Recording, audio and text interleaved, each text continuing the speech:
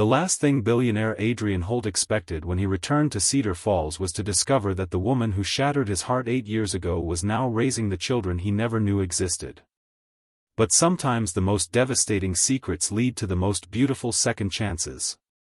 The black Lamborghini purred through the winding roads of Cedar Falls like a predator returning to familiar hunting grounds. Behind the wheel, Adrian Holt adjusted his Italian silk tie and tried to ignore the way his chest tightened with each familiar landmark. The old oak tree where he'd carved his initials as a boy. The bridge where he'd had his first kiss. The rusty water tower that still bore the scars of teenage rebellion. 8 years. 8 years since he'd left this town in the rearview mirror, swearing he'd never return. Now here he was, worth more money than this entire county had ever seen, returning not as the scared kid who'd fled, but as the man who could buy and sell everything he'd once called home. The autumn air carried the scent of apple cider and would smoke through his partially open window, and for a moment, just a moment, Adrian let himself remember what it felt like to belong somewhere. Before ambition had carved the softness out of his heart.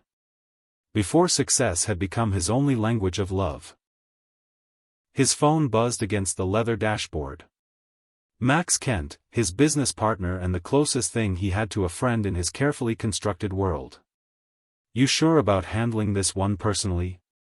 Max's voice crackled through the car's speakers. "I could have closed the Cedar Falls acquisition from Manhattan. You didn't need to go back there." Adrian's knuckles whitened against the steering wheel. Some things require a personal touch. Or some things require facing ghosts you've been running from for 8 years. The truth in those words hit harder than Adrian cared to admit. He'd built an empire on the foundation of never looking back, never second-guessing, never letting emotion cloud judgment. But Cedar Falls wasn't just another acquisition. It was the place where Adrian Holt had learned that love could cut deeper than any business rival ever could. "I'll call you tonight," he said, ending the conversation before Max could dig any deeper into wounds that had never quite healed. The town square opened up before him like a postcard from a simpler time. Nothing had changed, really. The same brick storefronts, the same park with its worn wooden benches, the same feeling that time moved differently here. Slower. More forgiving. But time hadn't been forgiving to everyone. As Adrian parked in front of Cedar Falls Elementary School, his breath caught in his throat. There, walking up the school steps with 2 children, twins, by the look of them, was a woman whose silhouette he would recognize in any crowd, in any lifetime. Candace West. She moved with the same graceful confidence that had first caught his attention when they were 17, but there was something more now. A strength in her shoulders, a purposefulness in her stride that spoke of battles fought and won. Her dark hair caught the afternoon sunlight as she knelt to adjust one of the children's backpacks, and Adrian felt 8 years of careful emotional control crack like ice under sudden pressure.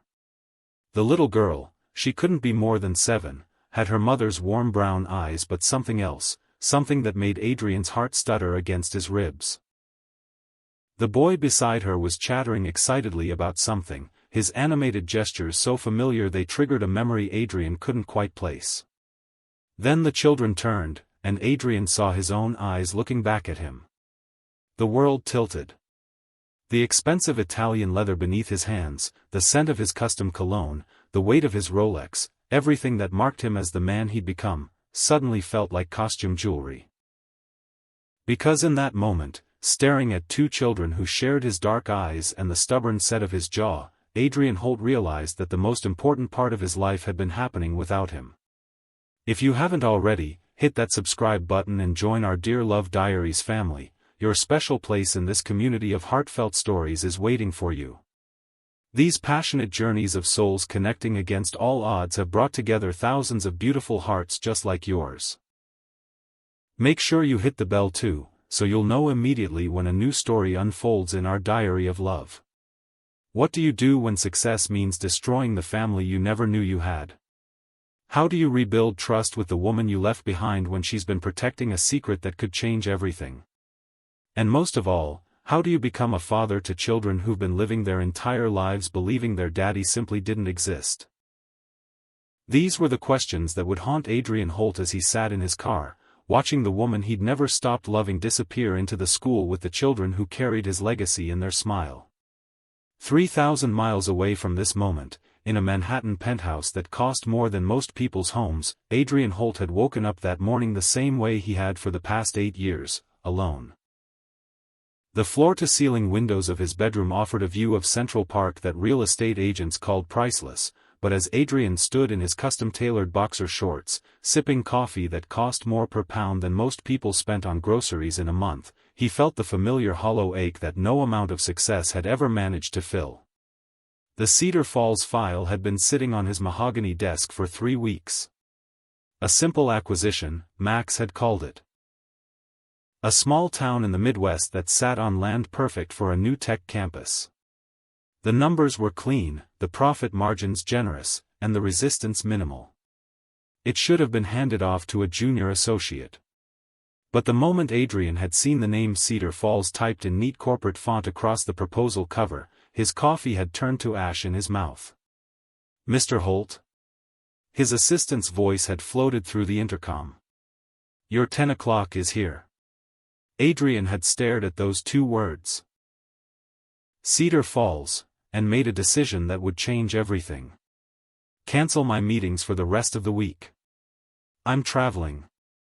Now, sitting in his car outside the elementary school where he'd once been the scholarship kid who wore hand-me-down clothes and carried his lunch in a paper bag, Adrian wondered if some doors were meant to stay closed. But it was too late for second thoughts. Candace had seen him. She stood frozen on the school steps, one hand protectively placed on each child's shoulder, her face a carefully controlled mask that couldn't quite hide the storm in her eyes. 8 years collapsed into seconds as their gazes met across the parking lot, and Adrian felt every carefully constructed wall he'd built around his heart begin to tremble. He'd imagined this moment 1,000 times over the years. What he'd say, how he'd explain, whether she'd forgiven him for choosing ambition over love. But he'd never imagined children. He'd never imagined that the woman who still haunted his dreams had been building a family while he'd been building an empire. The children, his children, the realization hit him like a physical blow, were tugging at Candace's hands, eager to get inside, unaware that their world was about to change forever. The little girl kept glancing over at his car with curious eyes, while the boy was more interested in the comic book tucked under his arm. Emma and Ethan. Somehow, Adrian knew their names before anyone told him. Emma, with her mother's grace and his own stubborn chin. Ethan, with his animated enthusiasm and the way he chewed his bottom lip when thinking, a habit Adrian recognized from his own childhood. Candace whispered something to the children, kissed their foreheads, and watched them disappear through the school doors. Then, with the poise of a woman who'd learned to face difficult things alone, she walked toward his car. Adrian's hands shook as he rolled down the window. The scent of her perfume, still the same light floral that had once clung to his Letterman jacket, mixed with the crisp autumn air and made him remember what it felt like to love someone more than he loved himself. "Adrian." Her voice was steady, professional, giving nothing away. But he caught the slight tremor on the second syllable of his name, the way her fingers tightened around her purse strap. "Candace." He wanted to say more. "I'm sorry. I never stopped thinking about you. I made the biggest mistake of my life when I left." But the words stuck in his throat like broken glass. "What are you doing here?" she asked, and there was something in her tone that suggested she already knew the answer. That she'd been preparing for this day for 7 years. "Business," he said, the lie bitter on his tongue. "I'm here about the development project." Something flickered in her eyes, pain, maybe, or disappointment that even after all these years, business came first. "Of course you are." They stood there in the weight of everything unsaid, the ghost of their younger selves hovering between them. Adrian remembered the last time he'd seen her, the morning he'd left for Silicon Valley with nothing but a business plan and a promise to come back for her once he'd made his fortune. He'd kept half that promise. "They're beautiful children," he said softly, the words carrying more weight than she could possibly understand. Candace's composure cracked just slightly. "Yes, they are." "How old?" "7." The number hung between them like a loaded gun. Adrian did the math. 7 years old, which meant. His breath caught. "Candace, I have to go," she said quickly, stepping back from his car. "I'm sure we'll see each other around town. Cedar Falls isn't very big." She was walking away, just like he had 12 years ago, but this time Adrian couldn't let her go. Not when he'd just discovered that leaving had cost him more than just the love of his life. "Candace, wait." He was out of the car before he'd made the conscious decision to move, his expensive Italian shoes clicking against the pavement as he caught up with her. "We need to talk." She turned, and for a moment, her carefully constructed mask slipped. He saw the teenager who'd cried in his arms the night before he left, the woman who'd built a life without him, the mother who'd been protecting a secret that could destroy them both. "We needed to talk 8 years ago, Adrian. Now we just need to figure out how to coexist in the same town for however long your business keeps you here."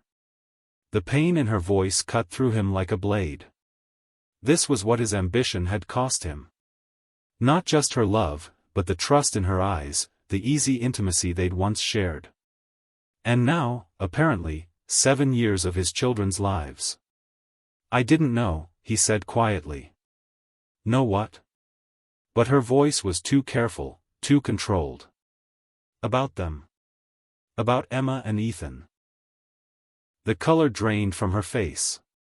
"Adrian, they have my eyes, Candace. Ethan has that thing I do with my lip when I'm thinking. Emma has my grandmother's chin." His voice was rough with emotion he hadn't allowed himself to feel in years. "How long were you going to wait before telling me I'm a father?" The question hung between them like a live wire, crackling with 8 years of hurt and confusion and love that had never quite died. Candace looked around the parking lot, checking to make sure they were alone, then met his eyes with a directness that reminded him why he'd fallen in love with her in the first place. "I was going to tell you forever," she said simply. "And I was going to protect them from you forever. Whichever seemed kinder on any given day." The words hit him like a physical blow, but Adrian recognized the truth in them. He'd left her once. From her perspective, what was to stop him from leaving again? "I'd love to hear from you in the comments. Have you ever had to face someone from your past who still held a piece of your heart? How did it feel to see them again after years of separation? Share your story below. This community is built on real experiences and genuine connection." Around them, the small town went about its business, unaware that 2 hearts were breaking and mending simultaneously in the elementary school parking lot. A school bus rumbled past, filled with children who would never understand what it cost to love someone enough to let them go, or what it meant to discover that letting go might have been the biggest mistake of your life. Adrian stood there, looking at the woman who'd shaped every day of the last 8 years without him even realizing it, and felt something shift inside his chest. The empire he'd built, the success he'd achieved, the carefully controlled life he'd constructed. None of it mattered if he couldn't figure out how to be the man his family needed him to be. But first, he had to convince Candace that he was worthy of a second chance. And given the way she was looking at him, like he was a stranger wearing a familiar face, that might be the hardest deal he'd ever negotiated. The autumn wind scattered leaves around their feet as Candace pulled her jacket closer and took another step back. "I should go. I have work to do." "What kind of work?" Adrian found himself asking, hungry for any detail about the life she'd built without him. "I run a marketing consultancy. I help small businesses with their digital presence." There was pride in her voice, and Adrian felt a fierce surge of admiration for the woman she'd become. That's incredible. You always were brilliant with people, understanding what they needed to hear." For just a moment, her expression softened. "You remember that?" "I remember everything about you, Candace." Every conversation, every laugh, every dream you shared with me in the back of my pickup truck." His voice dropped to barely above a whisper. "I never forgot any of it." The admission hung between them, raw and honest, and 8 years too late. Candace's eyes filled with tears she refused to let fall, and Adrian had to clench his fists to keep from reaching for her.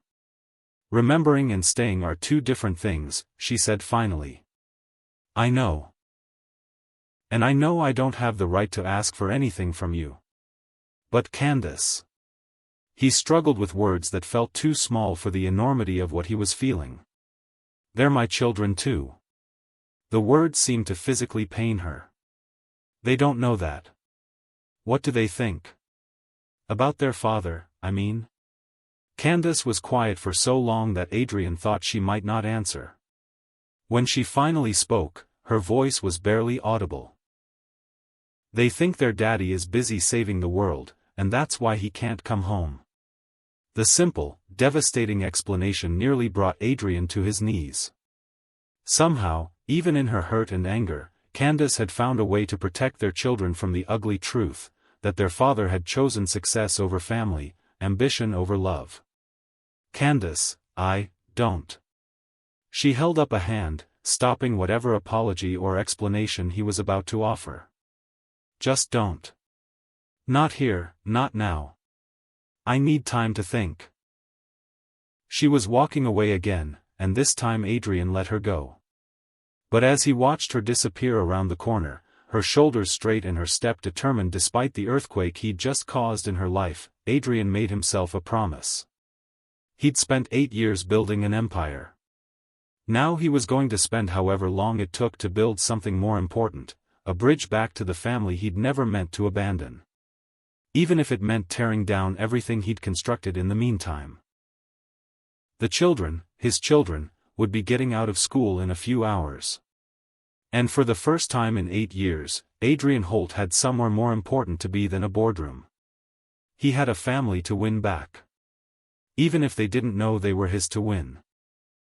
Chapter 2. The next morning found Adrian pacing the polished floors of his hotel suite, a cup of coffee growing cold in his hands as he stared out at the town square.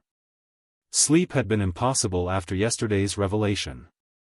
Every time he'd closed his eyes, he saw Emma and Ethan's faces, saw his own features reflected in children who didn't know he existed.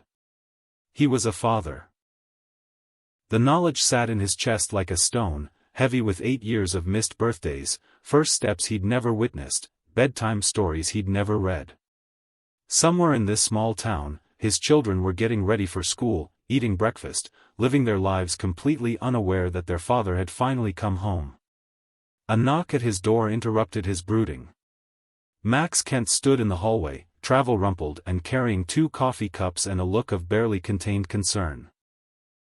"You look like hell," Max said by way of greeting, pushing past Adrian into the suite. "Good morning to you too." Adrian accepted the coffee gratefully. "What are you doing here? You disappeared for 24 hours, cancelled 3 major meetings, and your last text was just the address of a hotel in the middle of nowhere." Max settled into one of the chairs by the window, studying Adrian with the sharp attention that made him such an effective business partner. "I figured either you'd lost your mind or found something more important than money. Given the way you look, I'm betting on both." Adrian sank into the chair across from him, suddenly exhausted by the weight of keeping this secret. "It's complicated." "Is it her? The woman you've spent 8 years trying to forget?" The question hit too close to home. Adrian had never told Max details about why he'd left Cedar Falls, but his business partner wasn't stupid. He'd seen the way Adrian avoided anything that reminded him of small towns, family gatherings, the kind of simple happiness that other people took for granted. "Her name is Candace," Adrian said quietly. "And I didn't just find her yesterday." "Okay."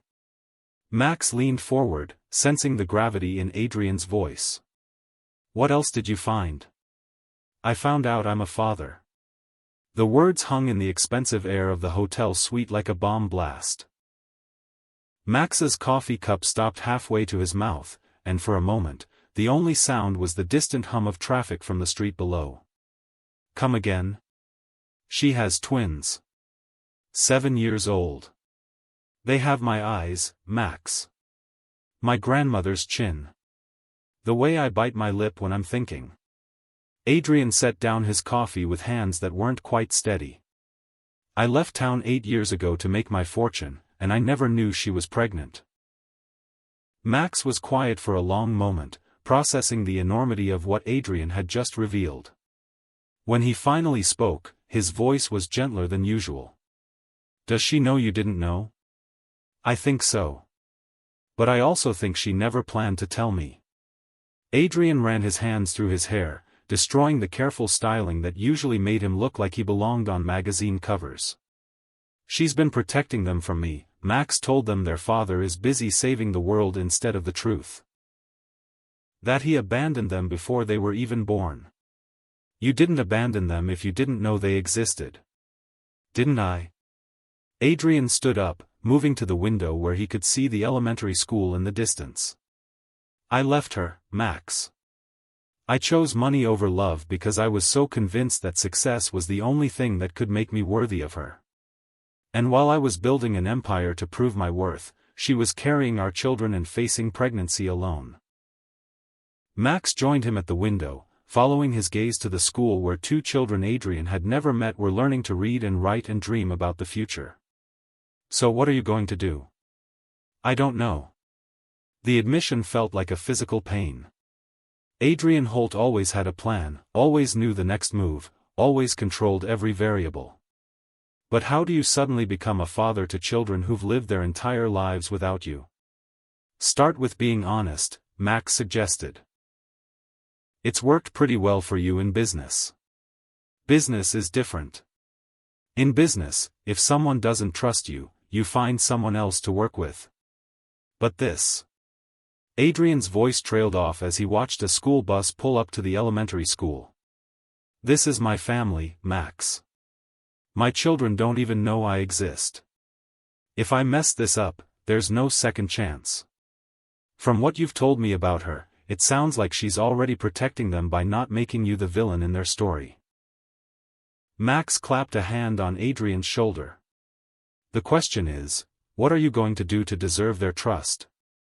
Before Adrian could answer, his phone buzzed with a text message. His heart jumped when he saw Candace's name on the screen. Community meeting tonight at 7 p.m. Town Hall. If you're serious about this development project, you should be there. Adrian stared at the message, reading layers of meaning into every word. She was giving him a chance to show the town, and her, what kind of man he'd become. But it was also a test. Would he choose business over the family he'd just discovered? I have to go, he said to Max, already reaching for his jacket. Go where? To prove that some things are more important than money. The old town hall hadn't changed much in 8 years. The same creaky wooden floors, the same mismatched chairs arranged in loose rows, the same feeling that democracy happened best in places where everyone knew each other's names. But as Adrian walked through the doors that evening, he felt the weight of every eye in the room. The conversation died as he entered, replaced by the kind of whispers that follow local celebrities and visiting trouble. He recognized some faces: Mrs. Patterson from the pharmacy, Joe Henderson who taught him to change oil behind the gas station, Sarah Kim whose family had run the hardware store for 3 generations. But they were looking at him like a stranger, this man in the $1,000 suit who wanted to turn their home into a corporate campus. Then he saw Candace, standing near the front of the room in a simple blue dress that made her look like she belonged in this place in a way he no longer did. She was talking quietly with a woman he didn't recognize, but when she caught sight of him, their eyes met across the crowded room with the same electric awareness that had defined their teenage years. The weight of yesterday's revelation hung between them like a live wire. They both knew the truth now, that Emma and Ethan were his children, that 8 years of separation had cost them more than just their relationship. The question that remained was what they were going to do about it. Folks, let's get started. Mayor Janet Chen called the meeting to order, her voice carrying the authority of someone who'd been settling local disputes since before Adrian was born. "I think we all know why we're here. Holt Industries has made an offer to purchase several properties in the downtown area for a new development project." A murmur ran through the crowd. Adrian could feel the tension, the fear of change mixing with curiosity about what his money might bring to their struggling economy. "Mr. Holt is here tonight to answer questions and present his proposal." Mayor Chen gestured toward Adrian with professional courtesy. "Mr. Holt?" Adrian stood up, acutely aware of how different he looked from everyone else in the room. His success had changed him in ways he was only beginning to understand, the way he held himself, the confidence that money brought, the subtle armor of wealth that separated him from the people he'd once called neighbors. But more than that, he was aware of Candace watching him, evaluating whether the man he'd become was worthy of the family he'd discovered. Whether he would choose profit over the children whose existence had changed everything. "Thank you, Mayor Chen." His voice carried easily through the room, trained by years of boardroom presentations and investor meetings. "I know my return to Cedar Falls has raised questions, and I appreciate the opportunity to address them directly." He looked out at the faces of his childhood, people who'd known him when he wore hand-me-down clothes and worked 3 jobs to help his mother pay rent. Did they see any trace of that boy in the man he'd become? 8 years ago, I left this town with nothing but a business plan and a belief that success was the only way to prove I belonged somewhere. He found Candace in the crowd, saw her listening with the careful attention she'd always given to things that mattered. I built a company that now employs thousands of people and generates millions in revenue. By every measure that matters in my world, I succeeded. So why come back? The question came from David Brooke, the owner of the bookstore cafe that served as the town's unofficial community center. There was no hostility in his voice, just genuine curiosity about the motivations of a prodigal son. Because success without connection is just expensive loneliness. The words came out more honest than Adrian had planned, carrying a weight that seemed to surprise everyone in the room, including himself. "And because I've realized that the most important things in life can't be bought, sold, or developed. They have to be earned through presence, through commitment, through proving every single day that you're worthy of them." His eyes found Candace again, and this time she didn't look away. For a moment, the room full of people disappeared, and it was just the two of them, connected across 8 years of separation by truths that had only just been spoken. "What exactly are you proposing, Mrs. Patterson's voice cut through the moment, bringing Adrian back to the business at hand. Adrian took a breath, making a decision that would have shocked his board of directors and possibly caused his stock price to plummet. "I'm proposing that we table the development project indefinitely." The room erupted in surprised murmurs. Mayor Chen leaned forward, certain she'd misheard. "I'm sorry, could you repeat that?" "The development project as originally conceived is off the table." Adrian's voice grew stronger as he committed to the path his heart had chosen. "Instead, I'd like to propose something different. An economic development fund that supports local businesses, improves infrastructure, and creates jobs without destroying the character of this place." He turned to address the room directly, including everyone in the vision he was creating in real time. Cedar Falls doesn't need to be transformed into something else to be valuable. It needs to be supported in becoming the best version of itself. The silence that followed felt different than before, charged with possibility instead of worry. Adrian saw hope creeping into faces that had been set with resignation, watched as his childhood neighbors began to imagine a future that honored their past. "This is all very nice," came a voice from the back of the room. Adrian turned to see Jasmine Crown, the real estate developer who'd been trying to buy up downtown properties for months. She was beautiful in the sharp, aggressive way that commanded attention in boardrooms, but her smile held no warmth.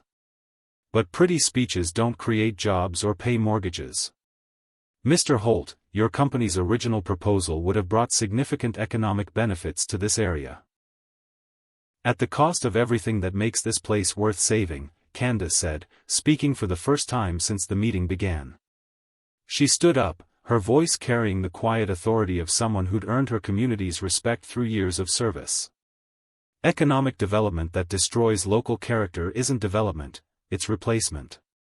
Adrian felt something shift inside his chest as he watched her take on one of the most aggressive developers in the region without flinching. This was the woman he'd fallen in love with, passionate, principled, unafraid to fight for what mattered. But there was something more now, a confidence and strength that came from years of advocating for herself and her children. Their children. The thought still took his breath away.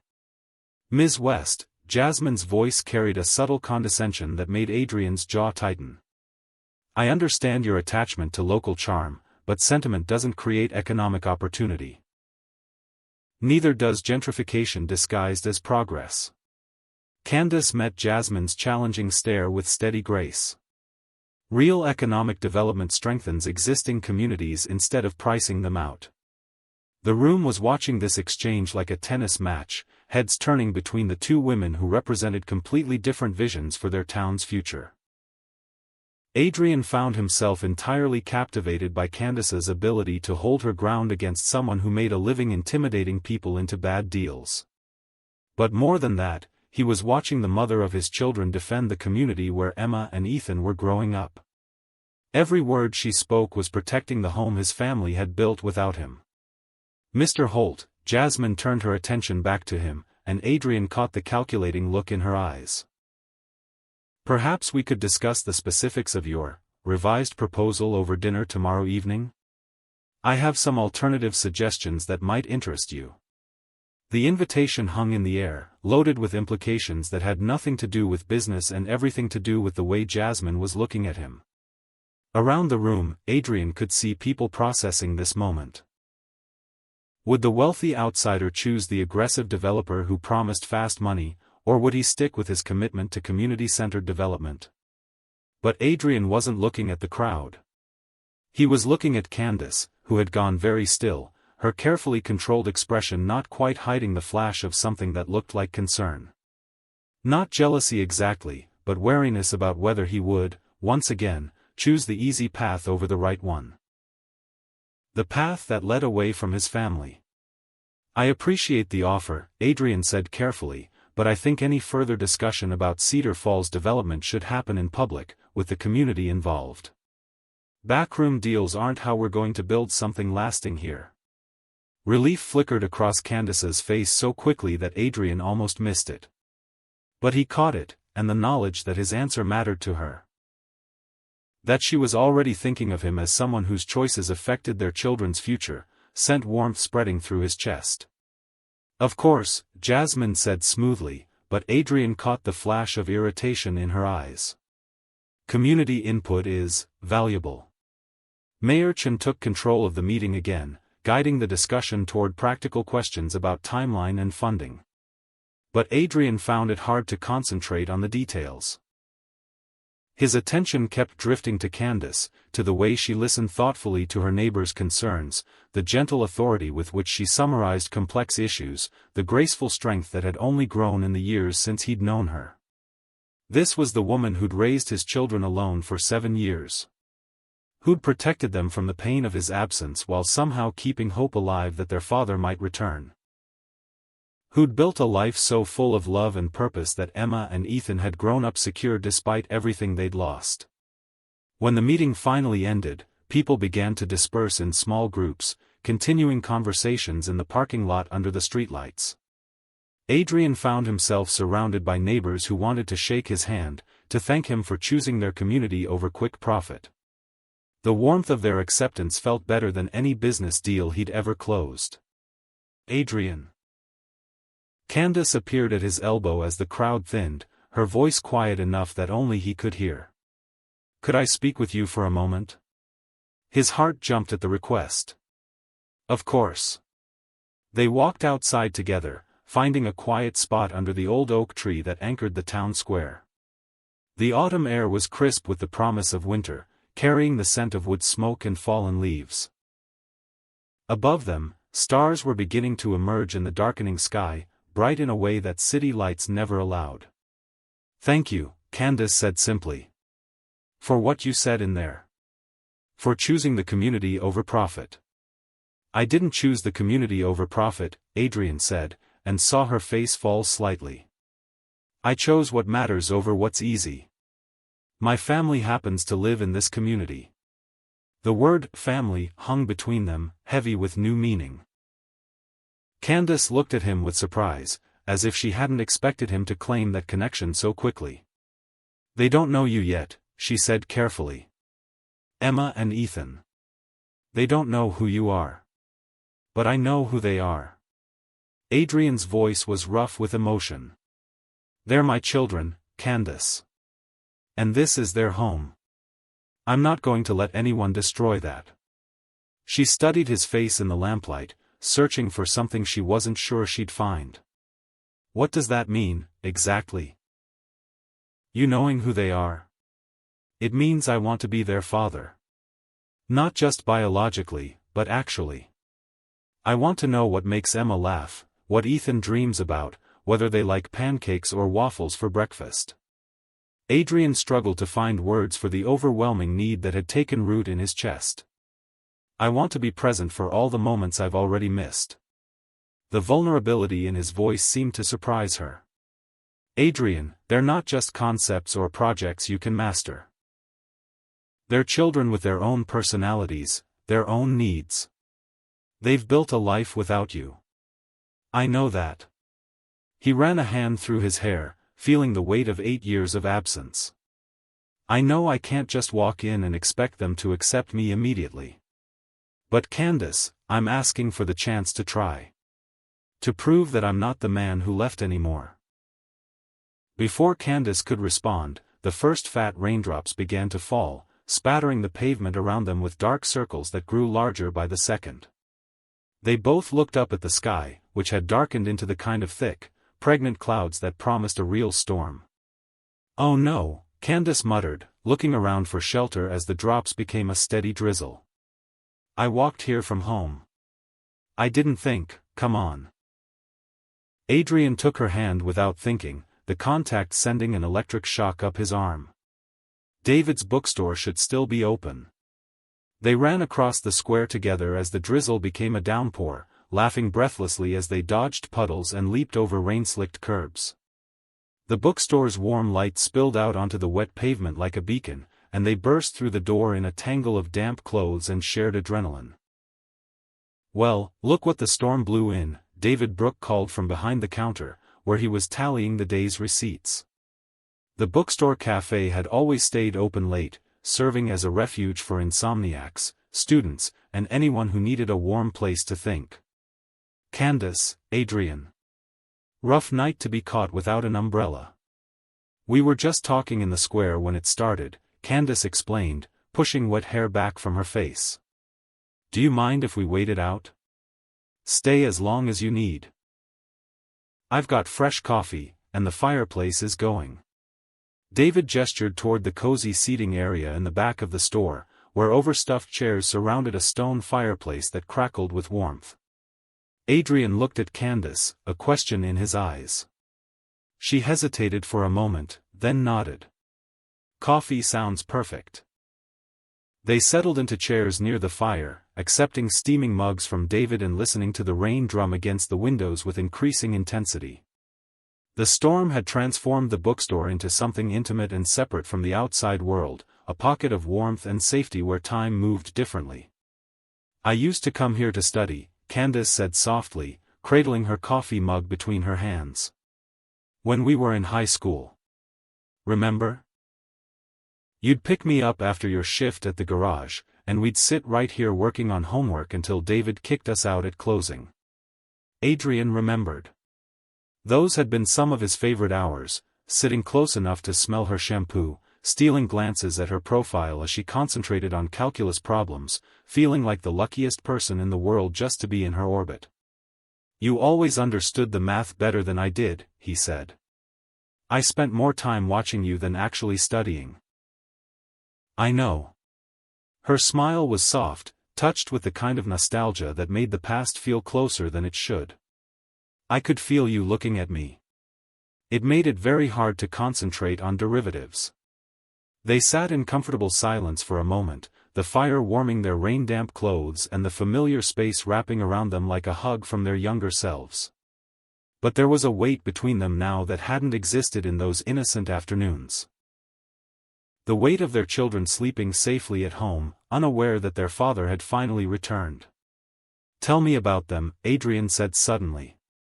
"Emma and Ethan. What are they like?" Candace's entire face lit up, and Adrian felt his chest tighten with both love and loss.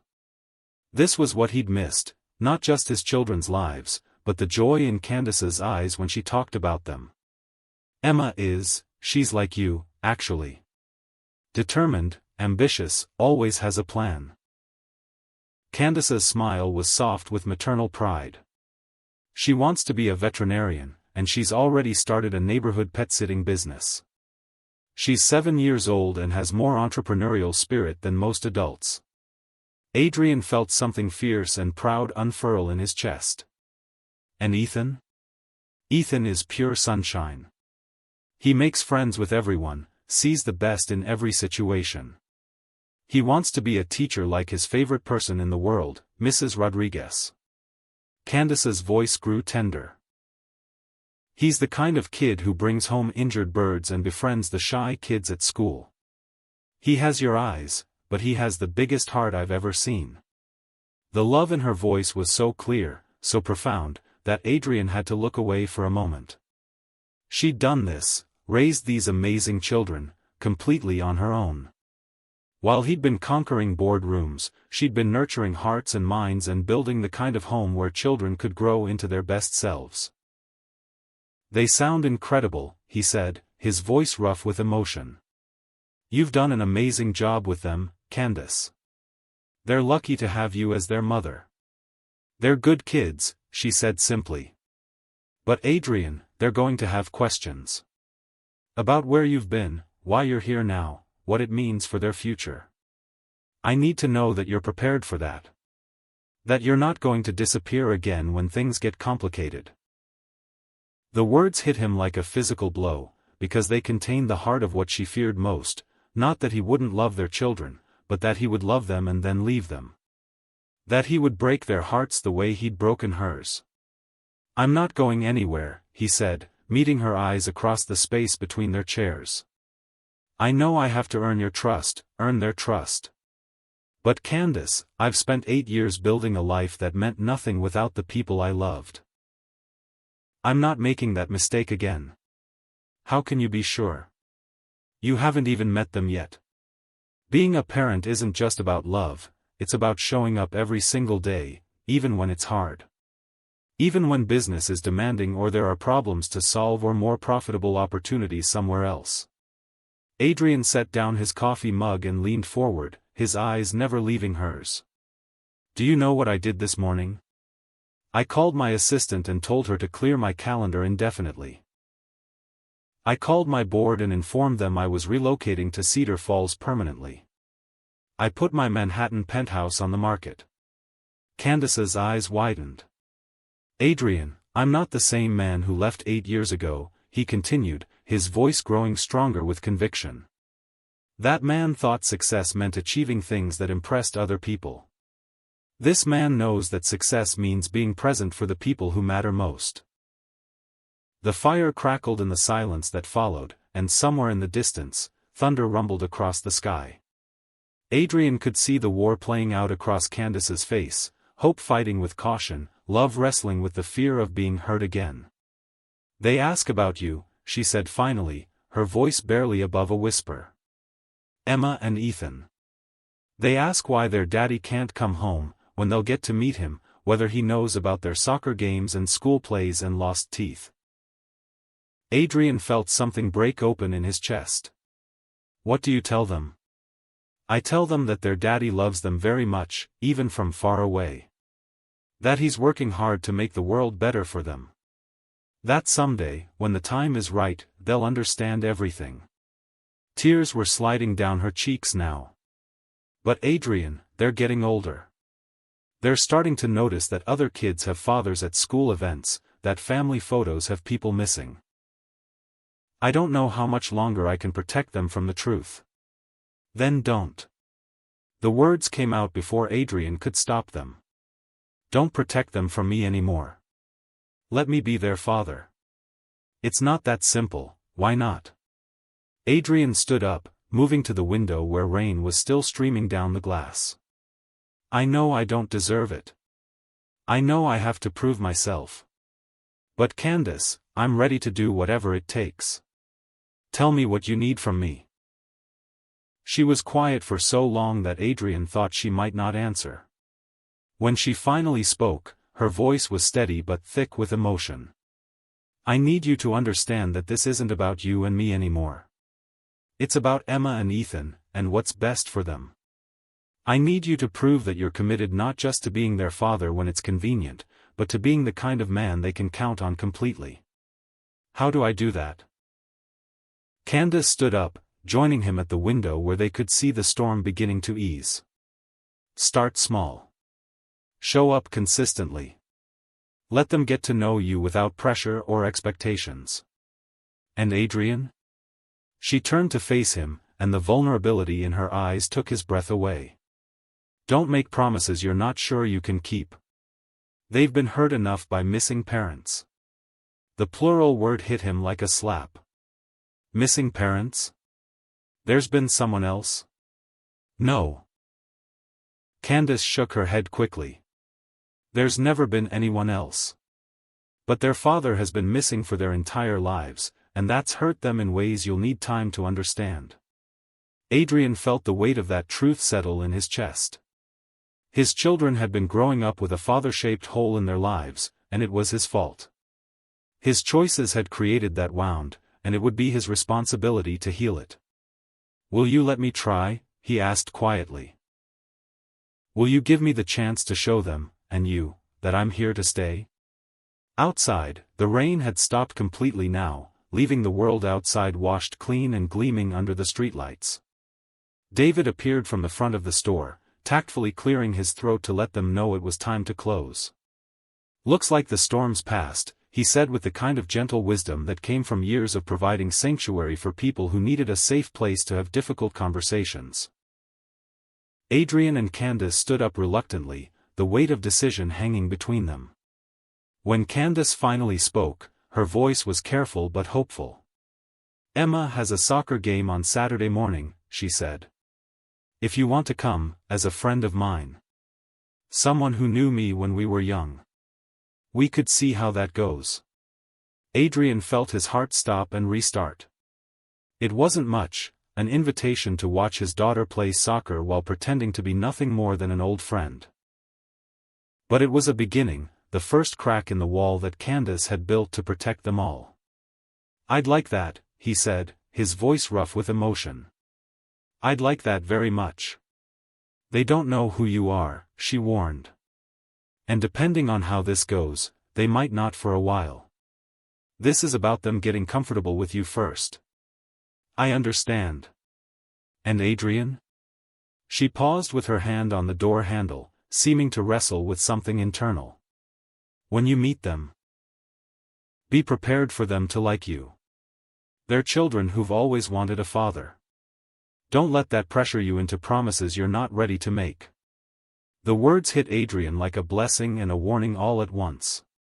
His children, these amazing little people he'd never met, had been hoping for him. Waiting for him. Carrying love in their hearts for a father they'd never known. I won't let them down, he said, and it felt like the most important promise he'd ever made. I won't let any of you down. Not again. Candace studied his face one more time, searching for something she seemed to find. Saturday morning, 10 a.m. Cedar Falls Elementary Soccer Field. I'll be there. She was walking toward his car before he could say anything else, leaving him standing in the doorway of the bookstore where they just negotiated the beginning of his second chance at fatherhood. As Adrian drove her home through the quiet streets, he thought about the children sleeping in the house he'd never seen, dreaming dreams he'd never heard. Tomorrow, he would begin the most important work of his life, not building a company or closing deals, but earning the right to be called daddy by two children who'd been waiting for him their entire lives. For the first time in 8 years, Adrian Holt fell asleep planning for something more important than his next board meeting. He fell asleep imagining what it would feel like to watch his daughter play soccer, to see his son smile in person, to begin building the family he'd unknowingly abandoned 8 years ago. Saturday couldn't come fast enough. Chapter 3. Saturday morning dawned crisp and bright, the kind of perfect autumn day that made small towns look like postcards. Adrian stood in front of his hotel mirror, adjusting his shirt for the third time and wondering if he'd ever been this nervous before a business meeting. But this wasn't business, this was everything. In 30 minutes, he would meet his children for the first time. He'd chosen his clothes carefully. Dark jeans and a navy sweater that looked approachable without being too casual. Nothing that screamed wealth or intimidation. He wanted to look like the kind of man a 7-year-old might trust, the kind of person who belonged on the sidelines of a children's soccer game. His phone buzzed with a text from Max, "Good luck today. Remember, no matter what happens, they're already lucky to have you as a father." Adrian smiled despite his nerves. Max had listened to him practice introductions for an hour last night, coaching him through the balance of being friendly without being overwhelming, interested without being intrusive. How do you meet your own children while pretending to be a stranger? The soccer field was only a few blocks from his hotel, but Adrian drove anyway, his hands too unsteady for walking. The elementary school parking lot was already busy with families unloading folding chairs and coolers, the easy chaos of suburban Saturday mornings. Kids in bright jerseys ran around the field, their voices carrying on the autumn air like music. And then he saw them. Emma was easy to spot. She stood slightly apart from the other players, methodically checking her shin guards and cleats with the focused concentration he recognized from his own childhood perfectionism. Her dark hair was pulled back in a neat ponytail, and even from a distance, Adrian could see the determined set of her jaw that came straight from his grandmother's stubborn streak. Ethan was the opposite, right in the center of a cluster of kids, gesticulating wildly as he told some elaborate story that had his teammates giggling. His soccer jersey was already grass-stained despite warm-ups not having started, and his smile was so bright it seemed to generate its own light. Adrian's breath caught in his throat. These were his children. These beautiful, vibrant little people carried his DNA, his family history, pieces of his heart he'd never known were missing. Adrian? He turned to find Candace approaching with a coffee cup in each hand and an expression of careful hope. She looked beautiful in the morning light. Relaxed in a way he rarely remembered her being as teenagers, her face soft with the kind of contentment that came from watching your children do something they loved. "You came," she said, offering him one of the coffee cups. "Did you think I wouldn't? I hoped you would. But hoping and knowing are different things." She studied his face, reading the nervousness he was trying to hide. "How are you feeling?" "Terrified," Adrian admitted. "What if they don't like me? What if I say the wrong thing? What if, Adrian?" Candace's voice was gentle but firm. "Breathe. They're 7 years old. Just be yourself." "What if myself isn't enough?" The question hung between them, carrying the weight of 8 years of absence and all his fears about whether he could be the father his children deserved. Candace looked at him for a long moment, then set down her coffee and took his hands in hers. "The man who gave up millions in profit to protect this community? The man who's been here every day this week, learning about their school and their friends and what makes them happy?" She squeezed his fingers. "That man is more than enough." Before Adrian could respond, a small whirlwind in a grass-stained jersey came barreling toward them. "Mom! Did you see me juggle the ball?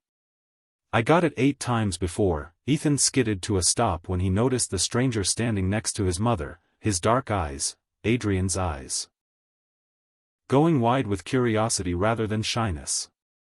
Adrian's heart stopped. This was his son. This animated, joyful little boy was half of himself, looking up at him with open interest and not a trace of recognition. "Ethan, I'd like you to meet my friend Adrian," Candace said smoothly. "Adrian, this is my son Ethan." "Hi." Ethan stuck out his hand with the kind of confidence that came from being loved unconditionally his entire life. "Are you here to watch our game?" "I play midfielder, which means I get to run everywhere and help everyone. Coach says I'm like a golden retriever." Adrian shook his son's small hand, marveling at the warmth and energy radiating from this little person. "A golden retriever sounds like the perfect position for someone who wants to help everyone," he managed, his voice rougher than he'd intended. "That's what I thought too. Do you like soccer?" "Mom, does Adrian like soccer?" Ethan was bouncing slightly on his toes, the way Adrian himself still did when he was excited about something. "I love soccer," Adrian said, and it wasn't even a lie. He'd played in high school, before work and college applications had consumed all his time. "I can't wait to watch you play." "Emma's really good too," Ethan said loyally. "She's the best player on the team, but don't tell her I said that because she'll get a big head. She's already planning her strategy for when she makes the high school varsity team." "In 5 years?" Adrian asked, charmed despite his nervousness. "She likes to plan ahead," Ethan said with the kind of fond exasperation that only siblings could manage. "Emma. Come meet Mom's friend." Emma approached more cautiously, her intelligent eyes assessing Adrian with the same careful attention she'd probably give to a new play the coach was teaching. She had Candace's grace but Adrian's intensity, and when she shook his hand, it was with a firmness that suggested she took introductions seriously. "Nice to meet you, mister." "Just Adrian is fine," he said, fighting the urge to kneel down to her level. Everything about her posture suggested she preferred to be treated like an adult. "Your brother tells me you're quite the soccer strategist." Emma's cheeks flushed slightly, but she looked pleased. "I like to understand how all the pieces work together. Soccer is like a puzzle where everyone has to solve their part for the whole picture to work." Adrian felt something fierce and proud expand in his chest. This was his daughter, analytical, thoughtful, already showing signs of the kind of leadership that would serve her well in life. That's a really smart way to think about it. "Do you ever want to coach?" "Maybe. Or maybe I'll own a team someday. After I'm a veterinarian." Emma said this with the matter-of-fact confidence of someone who'd never been told her dreams were too big.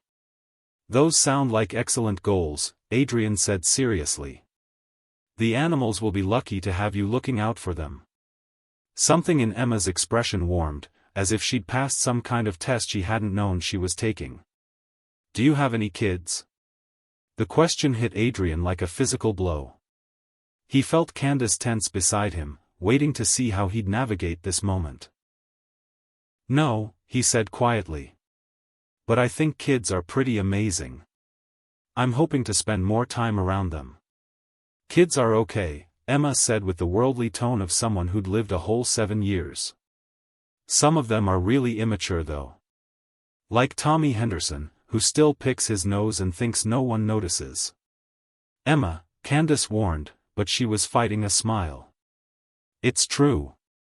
And Jenny Walsh always cries when she doesn't get to be team captain. But Ethan's pretty cool, for a brother."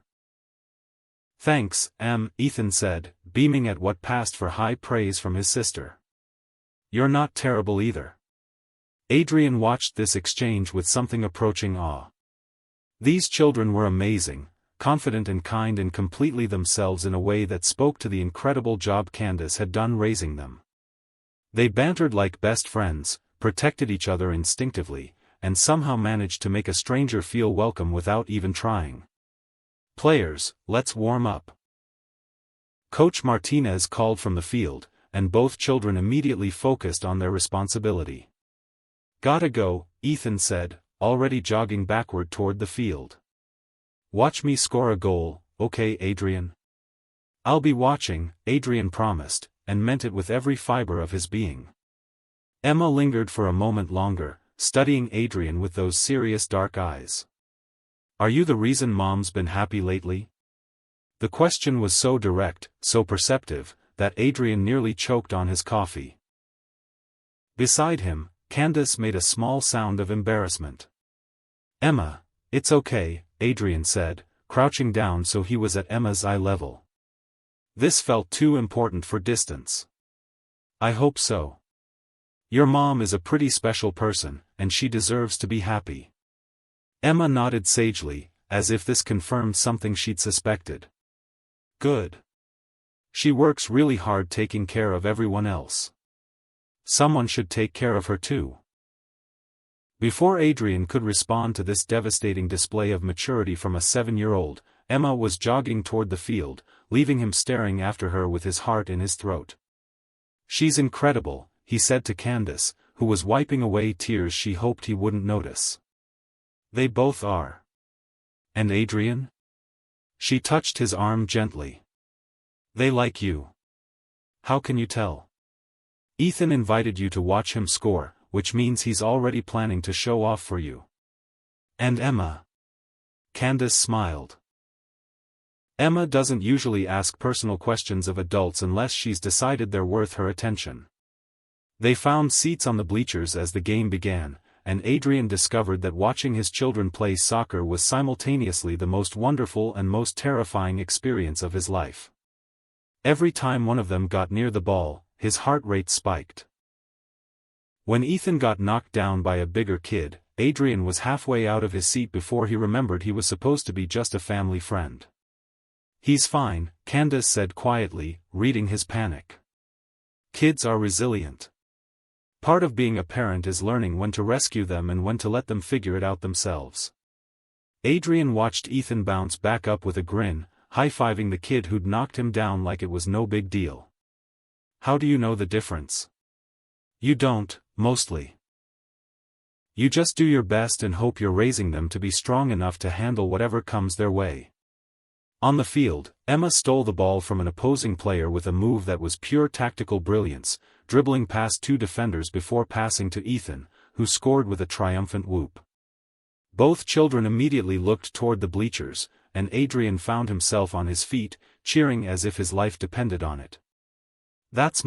He started, then caught himself. That was amazing. Emma beamed and gave him a thumbs up before jogging back to position.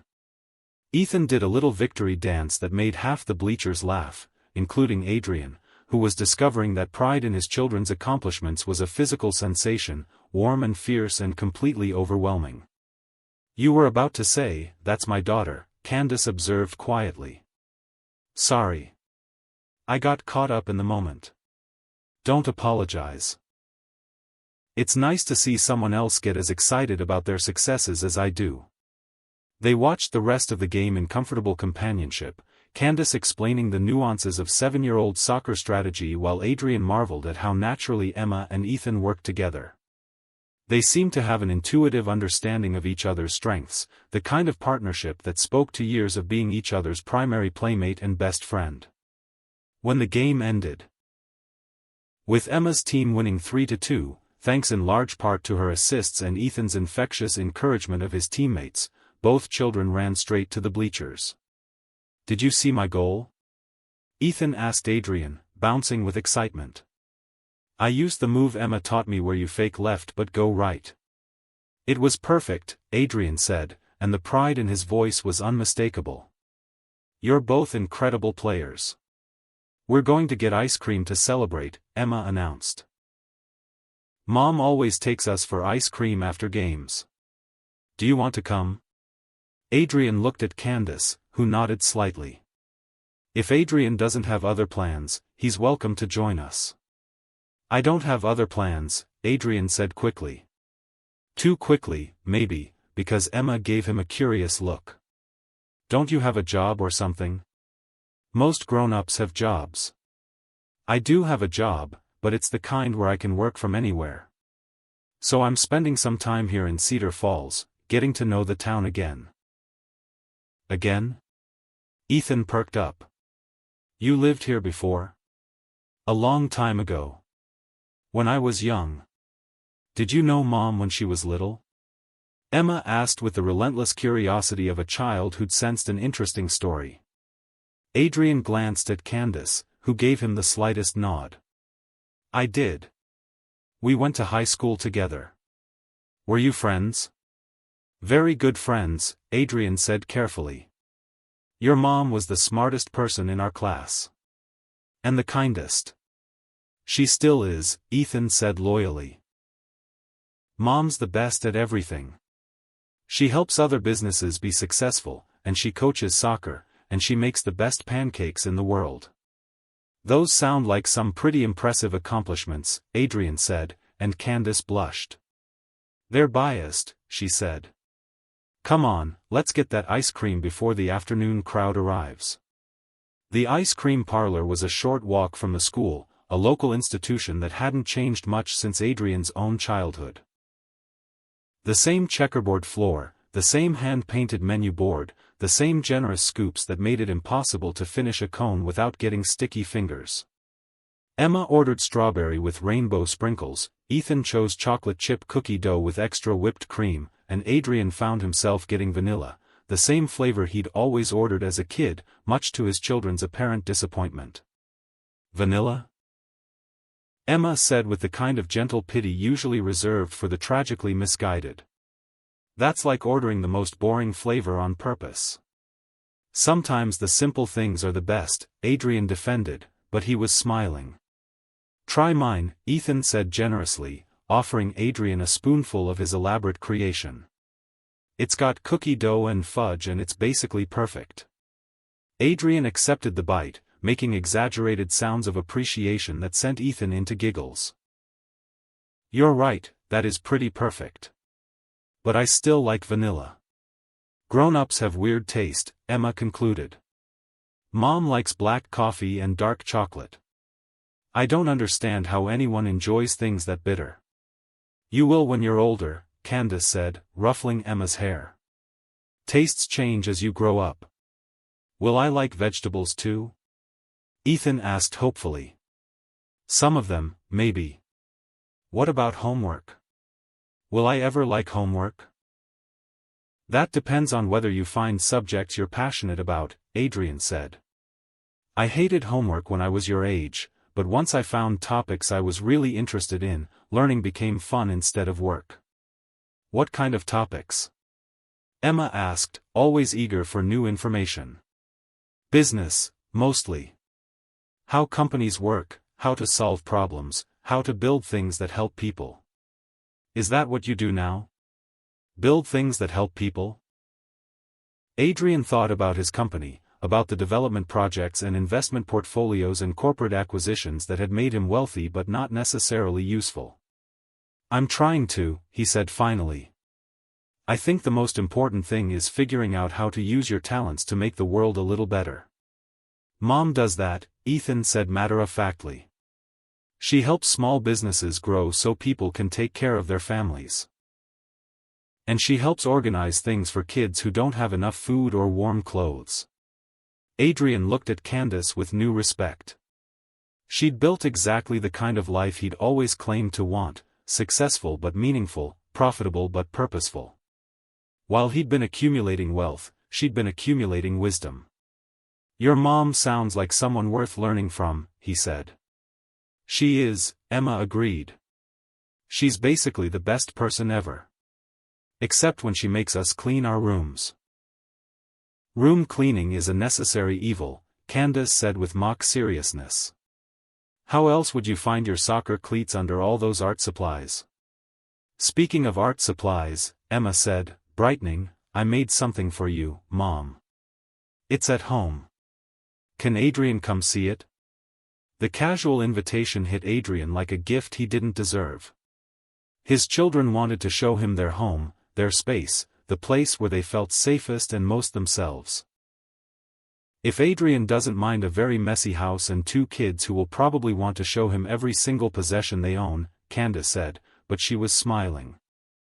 I'd love to see your house, Adrian said, and meant it completely. The walk to Candace's home took them through the heart of Cedar Falls, past the park where Adrian had learned to ride a bike and the corner store where he'd bought penny candy with allowance money. Emma and Ethan kept up a steady stream of chatter, pointing out landmarks of their own childhood, the tree they'd climbed last summer, the house with the friendly dog who always wanted belly rubs, the spot where Ethan had crashed his bike and needed 3 band-aids. Their house was a small 2-story with a front porch that held bikes and soccer balls and the accumulated debris of an active family life. Flower boxes filled with autumn mums flanked the front door, and children's artwork covered most of the windows facing the street. "Welcome to Chaos Central," Candace said, unlocking the front door. "Fair warning, they're going to want to give you the complete tour." She was right. Emma and Ethan immediately took over, dragging Adrian from room to room with the enthusiasm of tour guides showing off a national monument. He saw Ethan's bedroom with its collection of stuffed animals and soccer trophies, Emma's room with its carefully organized books and detailed drawings of horses. The kitchen where they did homework at a table scarred by years of art projects. The living room where movie nights happened and where family photos covered every available surface.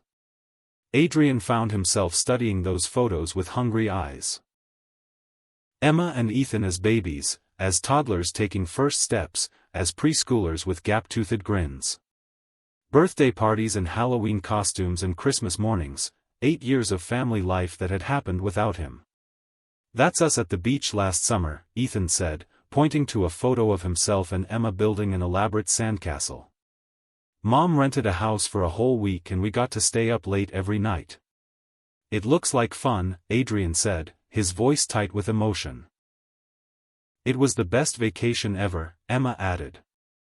"Except Ethan got sunburned because he forgot to put on sunscreen." "I remembered eventually," Ethan protested. "Just not soon enough." Adrian smiled at their banter, but inside he was aching. This was what he'd missed, not just the big moments, but the small ones. The daily rhythm of breakfast conversations and bedtime stories and arguments over sunscreen. The 1,000 tiny interactions that build a family. "Adrian?" Emma was standing next to him, studying his face with concern. "Are you okay? You look sad." The question caught him off guard. He'd thought he was hiding his emotions better, but apparently 7-year-olds were more perceptive than board members. "I'm fine," he said quickly.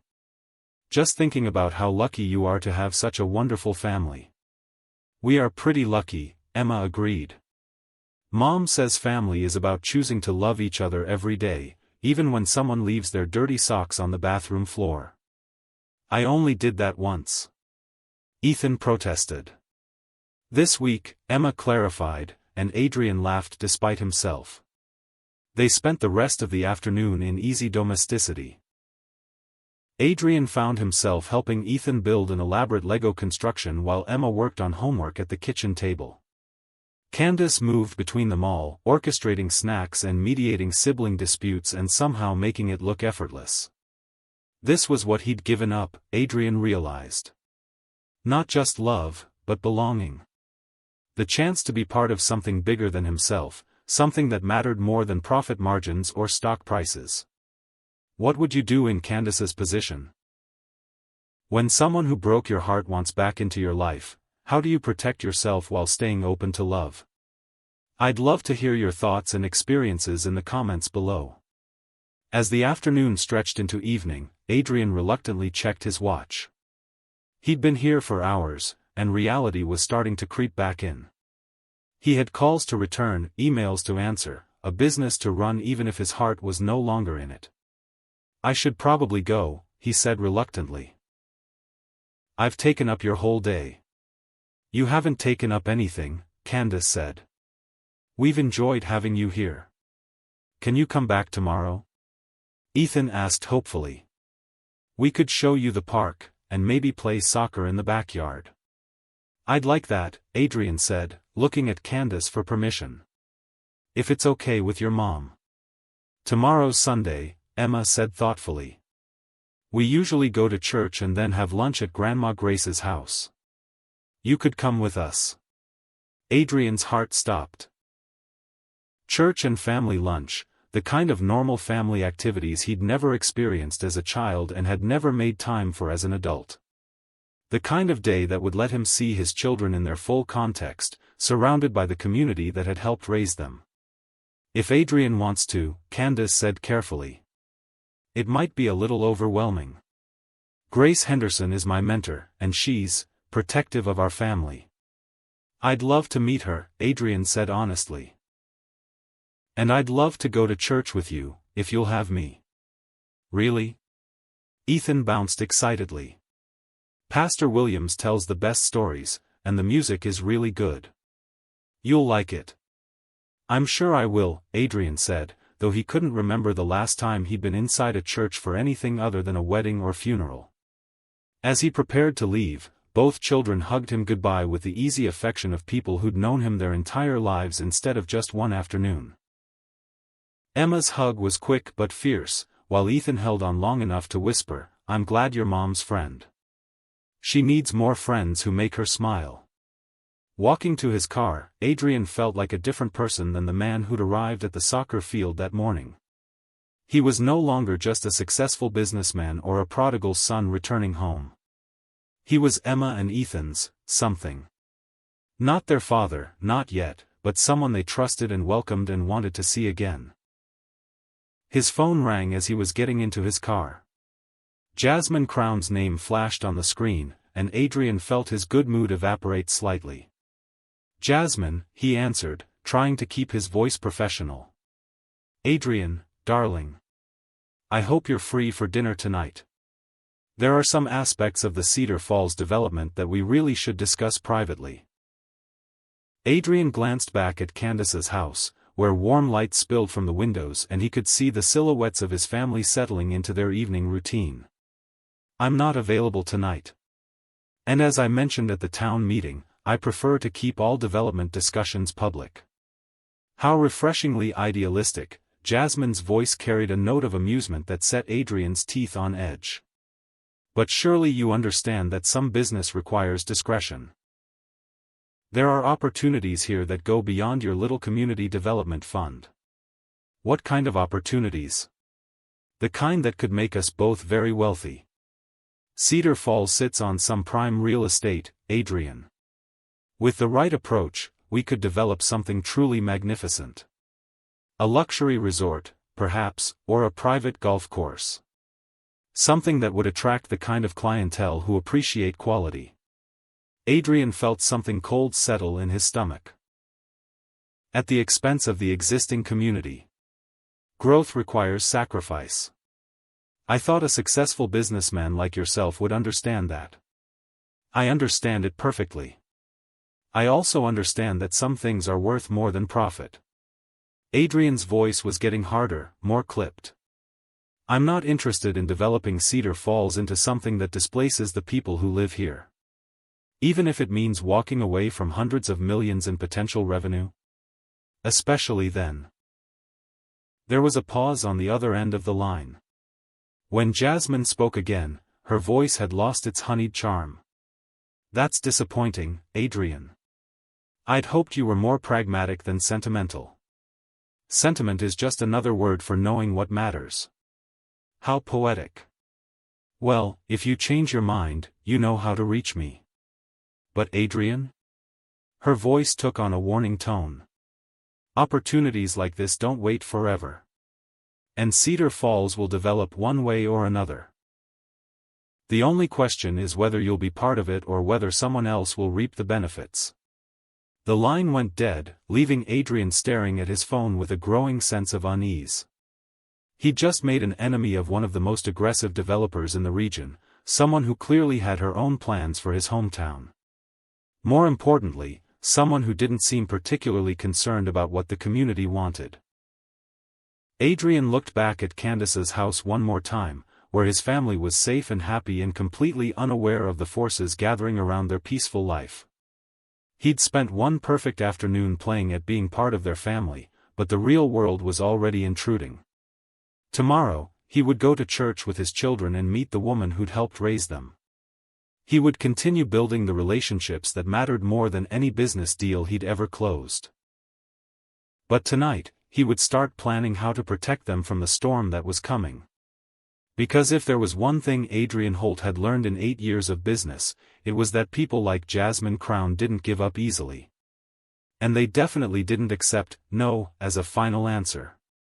The next morning dawned gray and drizzly, the kind of weather that made small church sanctuaries feel like refuges from the world. Adrian stood outside Cedar Falls Community Church, adjusting his tie and wondering if he looked like someone who belonged in a place of worship. He'd chosen a simple navy suit, nothing that screamed wealth or ostentation. The last thing he wanted was to stand out in a community that had already shown him more grace than he deserved. "Adrian."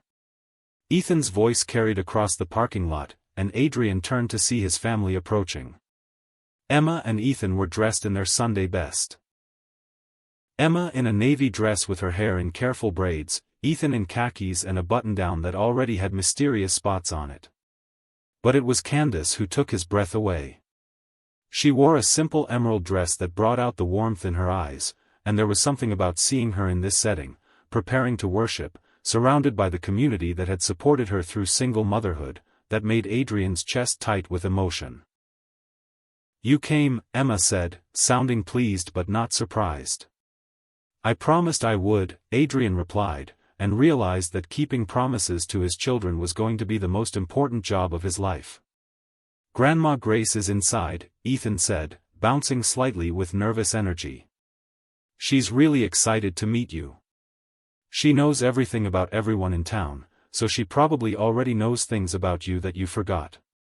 "Ethan," Candace warned gently. "It's true. She knew that Mrs. Patterson was going to adopt that stray cat before Mrs. Patterson knew it. And she predicted that the Hendersons were going to have twins before they even got pregnant." Adrian smiled despite his nervousness. "She sounds like a remarkable woman." "She is," Candace said softly. "She's been like a mother to me since my parents died. And she's the closest thing Emma and Ethan have ever had to a grandmother."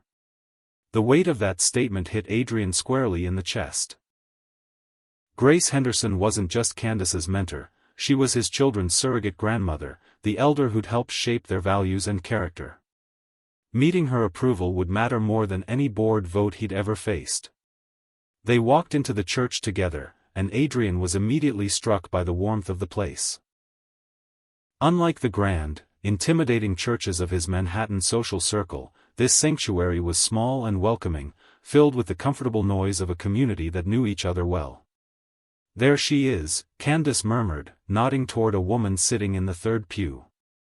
Grace Henderson was smaller than Adrian had expected, probably in her 70s, with silver hair and eyes that seemed to see straight through to a person's soul. She was surrounded by what appeared to be half the congregation, all of them eager for her attention and advice. But when she spotted Candace and the children, her face lit up with unconditional love.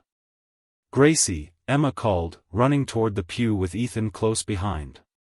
Adrian watched as Grace embraced his children with the kind of fierce affection that spoke to years of unconditional love.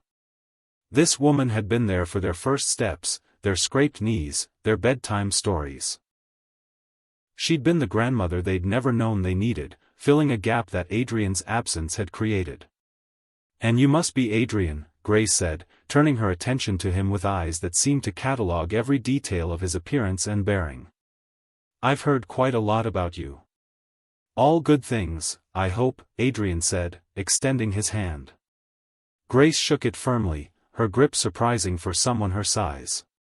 "That remains to be seen," she said with a smile that was warm but watchful. "But any friend of Candace's is welcome here." Before Adrian could respond, Pastor Williams called the service to order, and they settled into the pew together. Adrian found himself between Ethan and Emma, listening to his son's whispered commentary about the stained glass windows and his daughter's careful attention to the choir's harmonies. The service itself was unlike anything Adrian had experienced.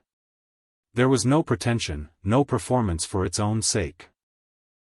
Just a community of people coming together to share their hopes and struggles and gratitude. When the pastor spoke about the importance of second chances and the courage it takes to forgive, Adrian felt the words like a personal message. "Forgiveness isn't about forgetting," Pastor Williams said, his voice carrying easily through the small sanctuary.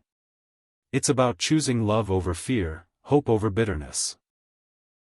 It's about believing that people can change, that redemption is always possible for those willing to do the work. Adrian glanced at Candace, who was listening with the kind of attention that suggested these words meant something personal to her. Was she thinking about forgiveness? About whether he deserved it? About whether love could survive 8 years of hurt and disappointment? After the service, Grace invited them all back to her house for Sunday lunch, a tradition that apparently included anyone in the congregation who didn't have other plans. Adrian found himself in a warm, cluttered kitchen that smelled like pot roast and fresh bread, surrounded by people who treated him like family despite having just met him. "So, Adrian," Grace said as she bustled around the kitchen, somehow orchestrating a meal for 12 people with the efficiency of a conductor leading an orchestra. "Candace tells me you're considering staying in Cedar Falls permanently." "I am," Adrian said, accepting a glass of sweet tea from Emma. "I've realized that everything I was looking for in Manhattan has been here all along." "And what exactly were you looking for?" It was the kind of direct question that could derail a conversation or deepen it, depending on how honestly it was answered. Adrian looked around the kitchen, at Emma helping set the table with careful precision, at Ethan telling an elaborate story to anyone who would listen, at Candace moving through the space with easy familiarity. "Connection," he said finally. "Purpose. The feeling that what I do matters to people I care about." Grace nodded as if this was the answer she'd been hoping for. "Those are good things to look for. Hard to find in some places. But not here? Here, you're surrounded by people who've known Candace since she was Emma's age," Grace said quietly, her eyes never leaving his face. "People who watched her struggle through pregnancy alone, who helped her figure out how to balance work and motherhood, who've seen her sacrifice her own needs for those children 1,000 times over." The words hit Adrian like a gentle rebuke. Grace wasn't just telling him about the community, she was reminding him of what his absence had cost, not just him, but everyone who loved Candace and the children. "I know," he said quietly. "I know I can't undo the past 8 years. But I'm hoping I can earn a place in whatever future they're willing to share with me." "Earning and deserving are two different things," Grace observed. "One is about actions, the other is about entitlement. Which one are you planning on?" "Actions," Adrian said without hesitation. "Lots of them. For as long as it takes." Grace studied him for a long moment, then smiled. "Good answer. Now help me get this roast to the table before it gets cold." Lunch was a revelation. Adrian had attended thousands of business dinners, charity galas, and social events, but he'd never experienced anything like this simple family meal. The conversation flowed effortlessly between generations, touching on everything from local politics to Ethan's latest soccer strategies to Emma's plans for her science fair project. He found himself telling stories about his business travels, editing out the loneliness and stress to focus on the amusing cultural differences and unexpected challenges. Emma was particularly interested in the problem-solving aspects of his work, while Ethan wanted to know if he'd ever met any famous people. "Being famous isn't the same as being important," Grace said when Ethan asked about celebrities Adrian had encountered. "The most important people are usually the ones doing quiet work that helps others without anyone noticing." "Like Mom," Emma said matter-of-factly. "She helps businesses succeed, but she doesn't want them to pay her extra just because she's really good at it. She says fair prices are more important than getting rich." Adrian felt a stab of something that might have been shame. While Candace had been building a business based on ethics and service, he'd been accumulating wealth for its own sake, measuring success by numbers in bank accounts rather than lives improved. "Your mom sounds like someone with excellent priorities," he said. "She is," Ethan agreed. "She always says that how you treat people is more important than how much money you have." After lunch, Emma and Ethan convinced Adrian to walk with them to the park behind Grace's house, a sprawling space with old oak trees and a playground that had seen better days but still served its purpose.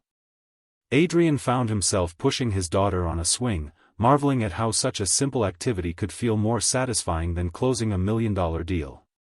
Adrian? Emma's voice was thoughtful as she swung back and forth. Can I ask you something? Of course. Are you going to marry my mom? The question was so direct, so unexpected, that Adrian nearly stumbled. Behind him, he heard Ethan gasp with excitement. Emma. Candace's voice carried across the playground. She'd been sitting on a bench with Grace, but apparently she'd overheard her daughter's question. That's not appropriate to ask. Why not?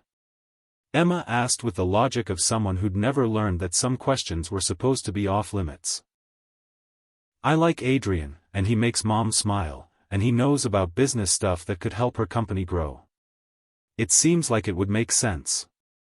Adrian looked over at Candace, who was blushing furiously, and at Grace, who was watching the entire exchange with barely concealed amusement. Marriage is something adults have to figure out for themselves, he said carefully. But I can tell you that your mom is an amazing person, and any man would be lucky to have her in his life. But do you want to have her in your life? Ethan asked, abandoning the monkey bars to join the conversation. Like, for keeps? The innocent directness of the question cut straight to the heart of everything Adrian had been feeling since his return to Cedar Falls. Did he want Candace in his life for keeps? Did he want to be the man who stood beside her through whatever challenges came? Did he want to be the father who helped raise these incredible children into the adults they were meant to become? Yes, he said simply. I would very much like to have your mom in my life for keeps. And you too as well, if you'd want that. Emma stopped swinging, studying his face with that serious expression he was beginning to recognize. Would you be a good dad? If you were our dad, I mean. Hypothetically. Adrian's heart clenched so tight he could barely breathe. His children were asking him, without realizing it, whether he was worthy of the role he'd unknowingly abandoned 8 years ago. I would try to be the best dad I could possibly be, he said, his voice rough with emotion. I would make mistakes, because everyone does. But I would love you both completely, and I would never, ever leave you. That sounds pretty good, Ethan said thoughtfully. Right, Em? Emma nodded slowly. Yeah. That sounds like what a good dad would say. From across the playground, Adrian caught Candace's eye. She was crying, he realized, tears streaming down her face as she listened to their children unknowingly interview their biological father for a job he'd already held for 7 years. Grace was patting Candace's hand, whispering something that made her nod and wipe her eyes. When she looked up at Adrian again, there was something different in her expression, hope, maybe, or the beginning of forgiveness. Hey Mom, Ethan called, apparently oblivious to the emotional weight of the moment. Can Adrian come to dinner this week? I want to show him my science project about volcanoes. And I want him to see my soccer trophy collection, Emma added. He should know about all our accomplishments if he's going to be part of our family. The casual way she said part of our family hit Adrian like a blessing he didn't deserve. Somehow, in the space of 2 days, these remarkable children had decided he belonged with them. They'd opened their hearts to him without conditions or reservations, trusting in a way that made him want to be worthy of their faith. I think dinner this week sounds wonderful, Candace said, her voice slightly hoarse from crying. If Adrian doesn't have other plans. No other plans, Adrian said quickly. No plans more important than this. As they walked back to Grace's house, Adrian found himself holding Ethan's hand while Emma skipped alongside them, chattering about her upcoming science fair. The domesticity of it was overwhelming, this glimpse of what family could look like, what belonging felt like when it wasn't complicated by business deals or social climbing. But as they reached the house, Adrian's phone buzzed with a text message that made his blood run cold. Lovely church service this morning. Such a charming family tradition. It would be a shame if anything disrupted such a peaceful community. Adrian looked around quickly, scanning the nearby houses and cars for any sign of Jasmine Crown. She'd been watching them. Following them. The message was clearly a threat, though veiled in language that could be interpreted as innocent. "Everything okay?" Candace asked, noticing his sudden tension. "Fine," Adrian said, deleting the message and putting his phone away. But his mind was already racing. Jasmine wasn't going to give up on her development plans, and she clearly wasn't above using intimidation to get what she wanted. More troubling, she'd seen him with Candace and the children. She knew about his family now, which meant they could become leverage in whatever game she was playing. As they said goodbye to Grace and prepared to head home, Adrian made a decision. He would find a way to neutralize the threat Jasmine represented, but he wouldn't let fear drive him away from his family again. He'd run from love once before, and it had cost him 8 years of his children's lives. This time, he would stay and fight for what mattered most. Even if it meant going to war with one of the most ruthless developers in the business. Chapter 4. The Cedar Falls Annual Harvest Fair had been a town tradition for over 50 years, transforming the main square into a wonderland of carnival rides, game booths, and the kind of small-town magic that made October feel like the most important month of the year. String lights twinkled between the oak trees, the scent of caramel apples and kettle corn filled the crisp autumn air, and the sound of children's laughter mixed with carnival music to create a symphony of pure joy. Adrian stood at the edge of the fair, watching families move through the organized chaos with the easy comfort of people who belonged somewhere. 3 weeks had passed since that first Sunday at church, 3 weeks of dinners at Candace's house and bedtime stories and soccer practices where he cheered from the sidelines like any other parent. Except he wasn't any other parent. He was a father living in disguise, a man who'd found his family but couldn't claim them. Yet. Adrian. Ethan's voice cut through the carnival noise, and Adrian turned to see his son running toward him with a stick of blue cotton candy that was almost bigger than his head. Behind him, Emma followed at a more dignified pace, though Adrian could see the excitement sparkling in her eyes. "Mom said you were coming tonight," Ethan announced, bouncing on his toes with sugar-fueled energy. "Did you see the Ferris wheel? It's huge. And there's a ring toss game where you can win stuffed animals, and Emma's going to try to win the biggest bear they have." "I am not," Emma protested, but she was fighting a smile. "I'm going to win the second biggest bear. The biggest one is impractical." Adrian laughed, marveling at how these children had become the center of his universe in such a short time. Every day with them revealed new layers of personality, new reasons to feel that fierce pride that came with loving someone completely. "Where's your mom?" he asked, scanning the crowd for Candace.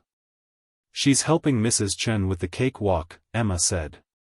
"But she said we could find you and show you around until she's done. Will you come on the Ferris wheel with us?" "Ethan's too scared to go on it alone." "I'm not scared," Ethan protested. "I just think it's more fun with other people." "That sounds like excellent reasoning to me," Adrian said seriously. "I'd love to ride the Ferris wheel with you both." As they made their way through the fair, Adrian couldn't help but notice the looks they were getting. Some were friendly, neighbors who'd accepted him as Candace's friend and the children's honorary uncle. But others were more speculative, curious about the wealthy outsider who'd been spending so much time with the West family. "Mr. Adrian." A voice called from behind them, and Adrian turned to see Tommy Henderson, one of Ethan's classmates, running up with his parents in tow. "Are you Emma and Ethan's dad now?" The innocent question hit the group like a small explosion. Emma and Ethan both went very still, and Adrian felt his heart stop beating entirely. Around them, several conversations paused as people within earshot turned to hear the answer. "Tommy," Mrs. Henderson said quickly, clearly embarrassed by her son's directness. "That's not appropriate to ask." "But he's always with them," Tommy continued with the relentless logic of a 7-year-old. "And he comes to soccer games and church and everything. My dad says he must be their new dad because old dads don't usually come back." Adrian felt the weight of every stair in their immediate vicinity. This was the moment he'd been dreading and hoping for in equal measure. The moment when his carefully constructed fiction would collide with the truth that everyone was beginning to suspect. "Tommy," Emma said with the kind of dignity that made Adrian's chest swell with pride, "Adrian is our mom's friend. Sometimes friends spend a lot of time together." "Oh." Tommy looked slightly disappointed by this mundane explanation. "Well, he'd make a good dad. He always remembers everyone's names and he knows lots of cool stuff about building things." Before anyone could respond to this endorsement, Ethan grabbed Adrian's hand and started pulling him toward the Ferris wheel. "Come on, let's go ride before the line gets too long." They escaped the awkward moment, but Adrian could feel the speculation following them like a shadow. How long before someone put the pieces together? How long before the questions became impossible to deflect? The Ferris wheel line was mercifully short, and soon they were climbing into one of the gently swaying cars. Emma and Ethan pressed against the windows on either side while Adrian sat between them. As they rose into the evening sky, the fair spread out below them like a patchwork quilt of light and movement. "Look," Emma said softly, pointing toward the elementary school in the distance. "You can see our whole world from up here." Adrian followed her gaze, taking in the school where his children learned and played, the church where they worshipped, the neighborhoods where they'd grown up feeling safe and loved. It was a small world by Manhattan standards, but it contained everything that mattered. "It's beautiful," he said, and meant it completely. "Do you think you'll stay?" Ethan asked suddenly, his voice smaller than usual. "In Cedar Falls, I mean. Even after your business stuff is done?" The question caught Adrian off guard with its vulnerability. Ethan was trying to sound casual, but there was real worry underneath the words, the fear of a child who'd learned not to count on permanence. "I'm planning to stay," Adrian said carefully. "This place feels like home to me." "Good," Emma said with satisfaction. "Mom's happier when you're around. She smiles more and she doesn't get that worried look when she thinks about work stuff. And you help me with math homework," Ethan added. "Mom's really smart, but you explain fractions in a way that actually makes sense." Adrian felt something warm and fierce expand in his chest. These children had made room for him in their lives so naturally, so completely, that they couldn't imagine him leaving. The trust in their voices was both a gift and a responsibility that took his breath away. As their car reached the top of the Ferris wheel, Emma suddenly pointed toward the game booths below. "There's Mom. She must be finished with the cake walk." Adrian looked down to see Candace moving through the crowd, her emerald sweater making her easy to spot among the autumn decorations. She was looking around, probably searching for them, and even from this distance Adrian could see the slight worry in her posture. "We should wave so she knows where we are," Ethan said, and both children began waving enthusiastically. Candace spotted them immediately, her face lighting up with relief and affection. She waved back, and Adrian felt that familiar tug in his chest, the sensation of being part of something bigger than himself, something worth protecting. But as they began their descent, Adrian noticed something that made his blood run cold. Jasmine Crown was standing near the base of the Ferris wheel, talking to a man with a camera who was definitely not part of the local newspaper staff. Professional equipment, expensive clothes, the predatory patience of someone waiting for the right shot. Paparazzi. She'd brought actual paparazzi to a small-town fair. Adrian's mind raced through the implications. Photos of him with Emma and Ethan would raise questions he wasn't ready to answer publicly. Worse, they could put his children in danger, not physical danger, but the kind of media scrutiny that could destroy their peaceful, normal childhood. "When we get off, stay close to me," he said quietly to Emma and Ethan. "And if anyone tries to take your picture, don't look at them, okay?" "Why would someone want to take our picture?" Emma asked, her sharp mind immediately sensing something was wrong. "Some people are curious about my business," Adrian said, which was technically true if completely inadequate. "But it's nothing for you to worry about." The Ferris wheel came to a stop, and Adrian helped both children out of the car, keeping himself between them and the photographer. But Jasmine had anticipated this, positioning herself directly in their path. "Adrian," she said with a smile that was all teeth and no warmth. "How lovely to see you enjoying the local culture. And these must be the famous West children I've heard so much about." "Jasmine." Adrian's voice was carefully neutral, but he could feel tension radiating through his body. "I didn't know you were interested in small-town festivals." "Oh, I'm interested in many things. Local traditions, community connections, family relationships." Her eyes flicked meaningfully toward Emma and Ethan, who were staring at this strange woman with polite confusion. It's fascinating how quickly people can become attached to new places. The photographer was moving closer, trying to get a clear shot. Adrian shifted again, maintaining his human shield, but he knew it was only a matter of time before the man found an angle. "I think there's been some kind of misunderstanding," Emma said with the kind of diplomatic tone that suggested she was channeling her mother's professional skills. "We're just here to enjoy the fair with our friend." "Friend," Jasmine repeated, her voice dripping with false sweetness. "How quaint. Tell me, children, does your friend always take such a personal interest in your lives? Soccer games, church services, family dinners?" Adrian felt something dangerous unfurl in his chest. Jasmine was deliberately trying to make his children uncomfortable, using them as pawns in whatever game she was playing. The protective instinct that rose in response was primal and fierce. "That's enough," he said, his voice carrying the kind of authority that made boardrooms go silent. "Whatever issue you have with me, you can address it directly. Leave them out of it." "But Adrian," Jasmine said with mock innocence, "they're such a big part of your life now. Surely they should understand what's at stake."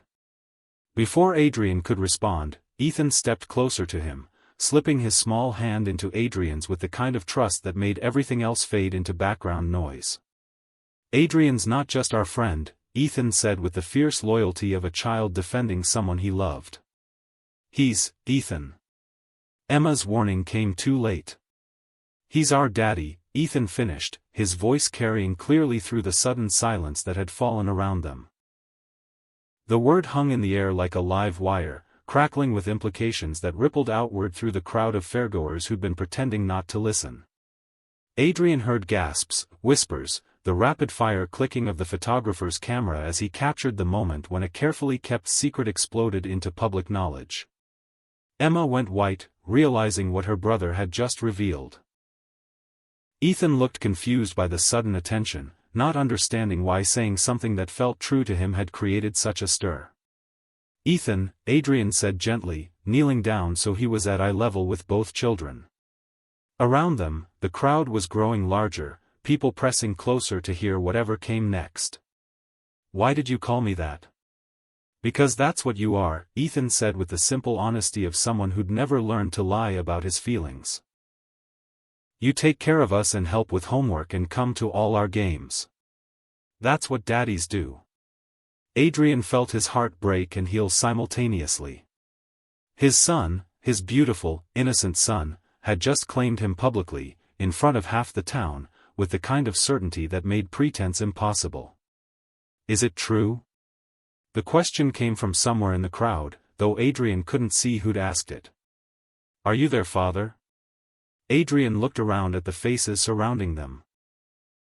Neighbors, friends, people who'd known Emma and Ethan their entire lives.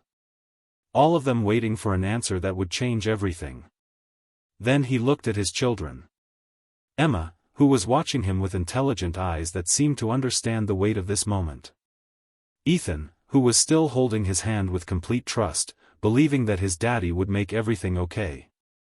"Yes," Adrian said, his voice carrying clearly through the sudden hush. "Yes, I'm their father."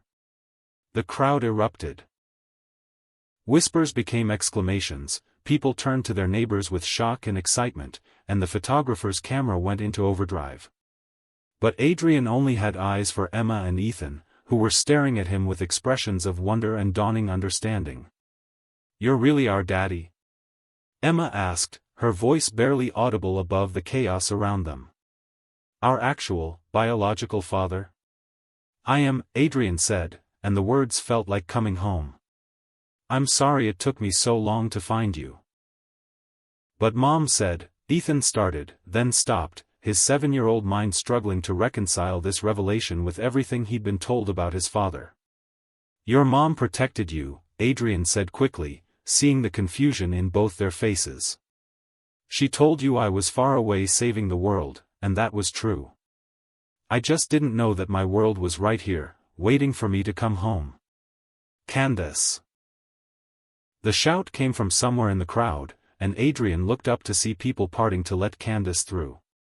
She was running toward them, her face a mask of panic and love and protective fury.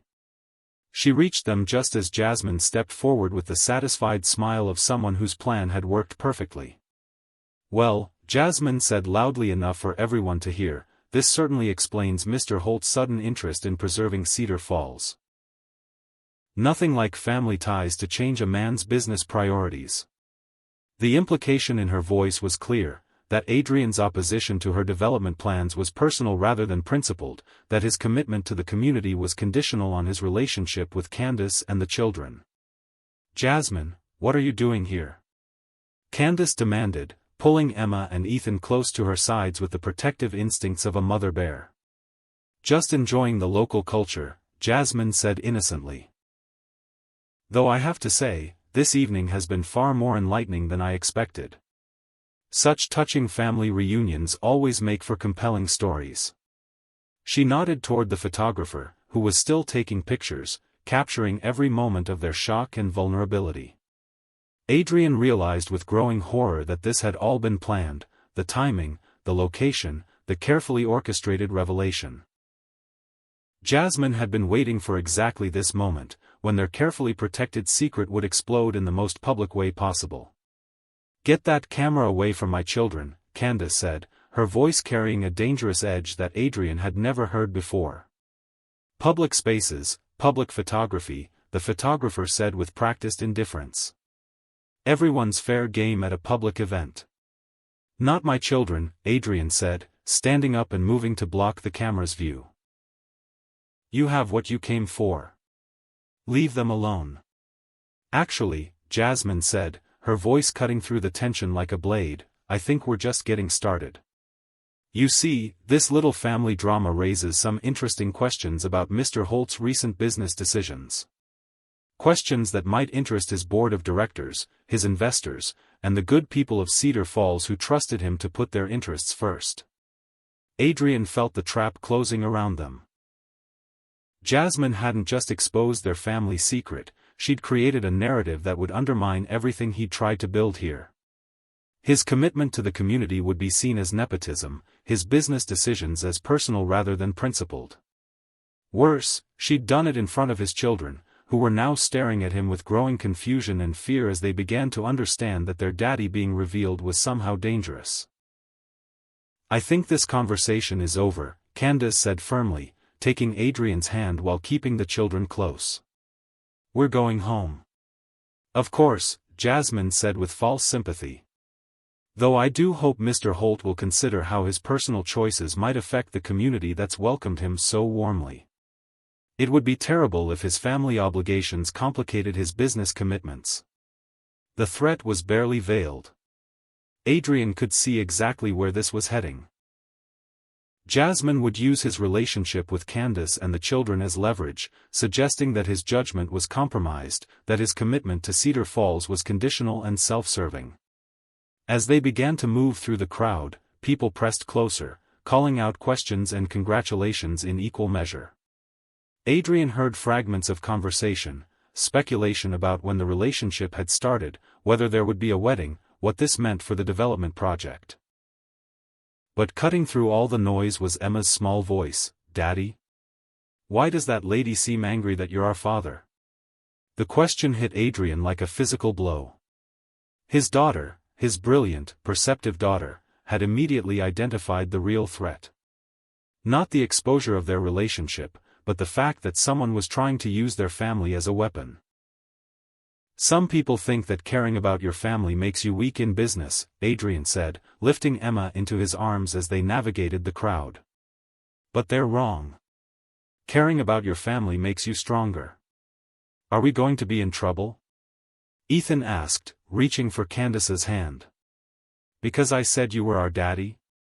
No, sweetheart, Candace said, her voice steady despite the chaos around them.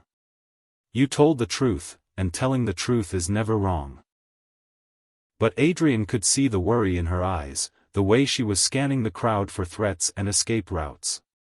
She understood the implications as clearly as he did. Their quiet, carefully protected life was over.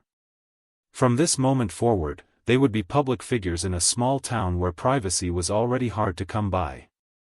They made it to Candace's car in the elementary school parking lot, the photographer following at a respectful distance but still taking pictures.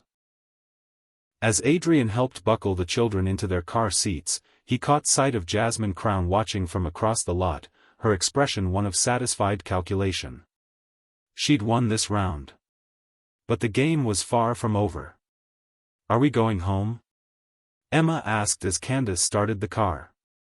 Yes, baby, Candace said. We're going home. But Adrian knew that home, the safe, peaceful refuge they'd built together, had just become a battlefield. And he was going to have to decide whether to fight for it or run away to protect it. The ride to Candace's house was quiet, both children seemingly overwhelmed by the events of the evening. But as they pulled into the driveway, Emma unbuckled her seatbelt and turned to face Adrian with the kind of serious expression that suggested important business was about to be discussed. So, she said with the matter-of-fact tone of someone getting straight to the point, you're actually our father. Our biological father who we've been waiting for our whole lives. Yes, Adrian said simply. And you've been here for 3 weeks, pretending to be Mom's friend, while actually being our dad. Yes. Emma processed this information with the analytical precision that was so characteristically hers. Why didn't you tell us sooner? It was a fair question, and it deserved an honest answer. Adrian looked at Candace, who nodded slightly, giving him permission to handle this conversation however he thought best. Because your mom was protecting you, Adrian said.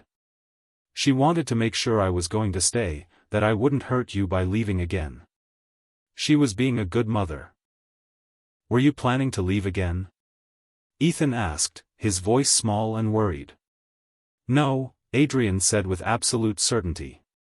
Never. I spent 8 years away from you, and I'm never making that mistake again. But why were you away for 8 years? Emma pressed, her lawyer-like instincts demanding a complete explanation. Where were you when we were babies? Adrian felt the weight of that question settle in his chest. How do you explain to children that their father chose ambition over love? That he left before he even knew they existed? That his absence was driven by fear and insecurity rather than anything they'd done wrong? I was young and scared, he said finally. I thought I had to become successful and important before I could be a good father and husband. So I left to build a business and make money, planning to come back when I was worthy of your mom. That's stupid, Ethan said with the blunt honesty of childhood. Mom's not impressed by money. She likes people who are kind and help others. You're absolutely right, Adrian said, smiling despite the gravity of the conversation. It was stupid. I spent 8 years learning that lesson. But you didn't know about us, Emma said thoughtfully. When you left, you didn't know Mom was going to have babies. No, I didn't. If I had known. Adrian's voice trailed off as he considered the weight of that hypothetical. If I had known about you, I would never have left.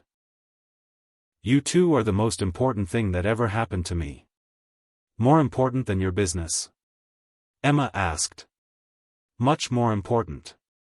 More important than being rich? Ethan added. Being rich means nothing if you don't have people to love, Adrian said. I learned that the hard way. Emma and Ethan exchanged one of their wordless sibling communications, the kind that came from sharing a room and a life and complete trust in each other. Whatever they concluded seemed to satisfy them, because Emma nodded decisively. "Okay," she said. "You can be our dad. But you have to promise some things." "Anything," Adrian said without hesitation. "You have to promise to stay in Cedar Falls. Not just for a while, but really stay. Forever." "I promise." "And you have to promise to come to all our soccer games and school plays and parent-teacher conferences," Ethan added. "Even the boring ones." "Especially the boring ones," Adrian agreed. "And you have to marry Mom," Emma said with the kind of practical directness that made Adrian's heart skip. "Because we want to be a real family, and families live in the same house." Adrian looked at Candace, who had gone very still in the driver's seat. This was definitely not how he'd planned to have this conversation. "Marriage is something your mom and I would have to decide together," he said carefully.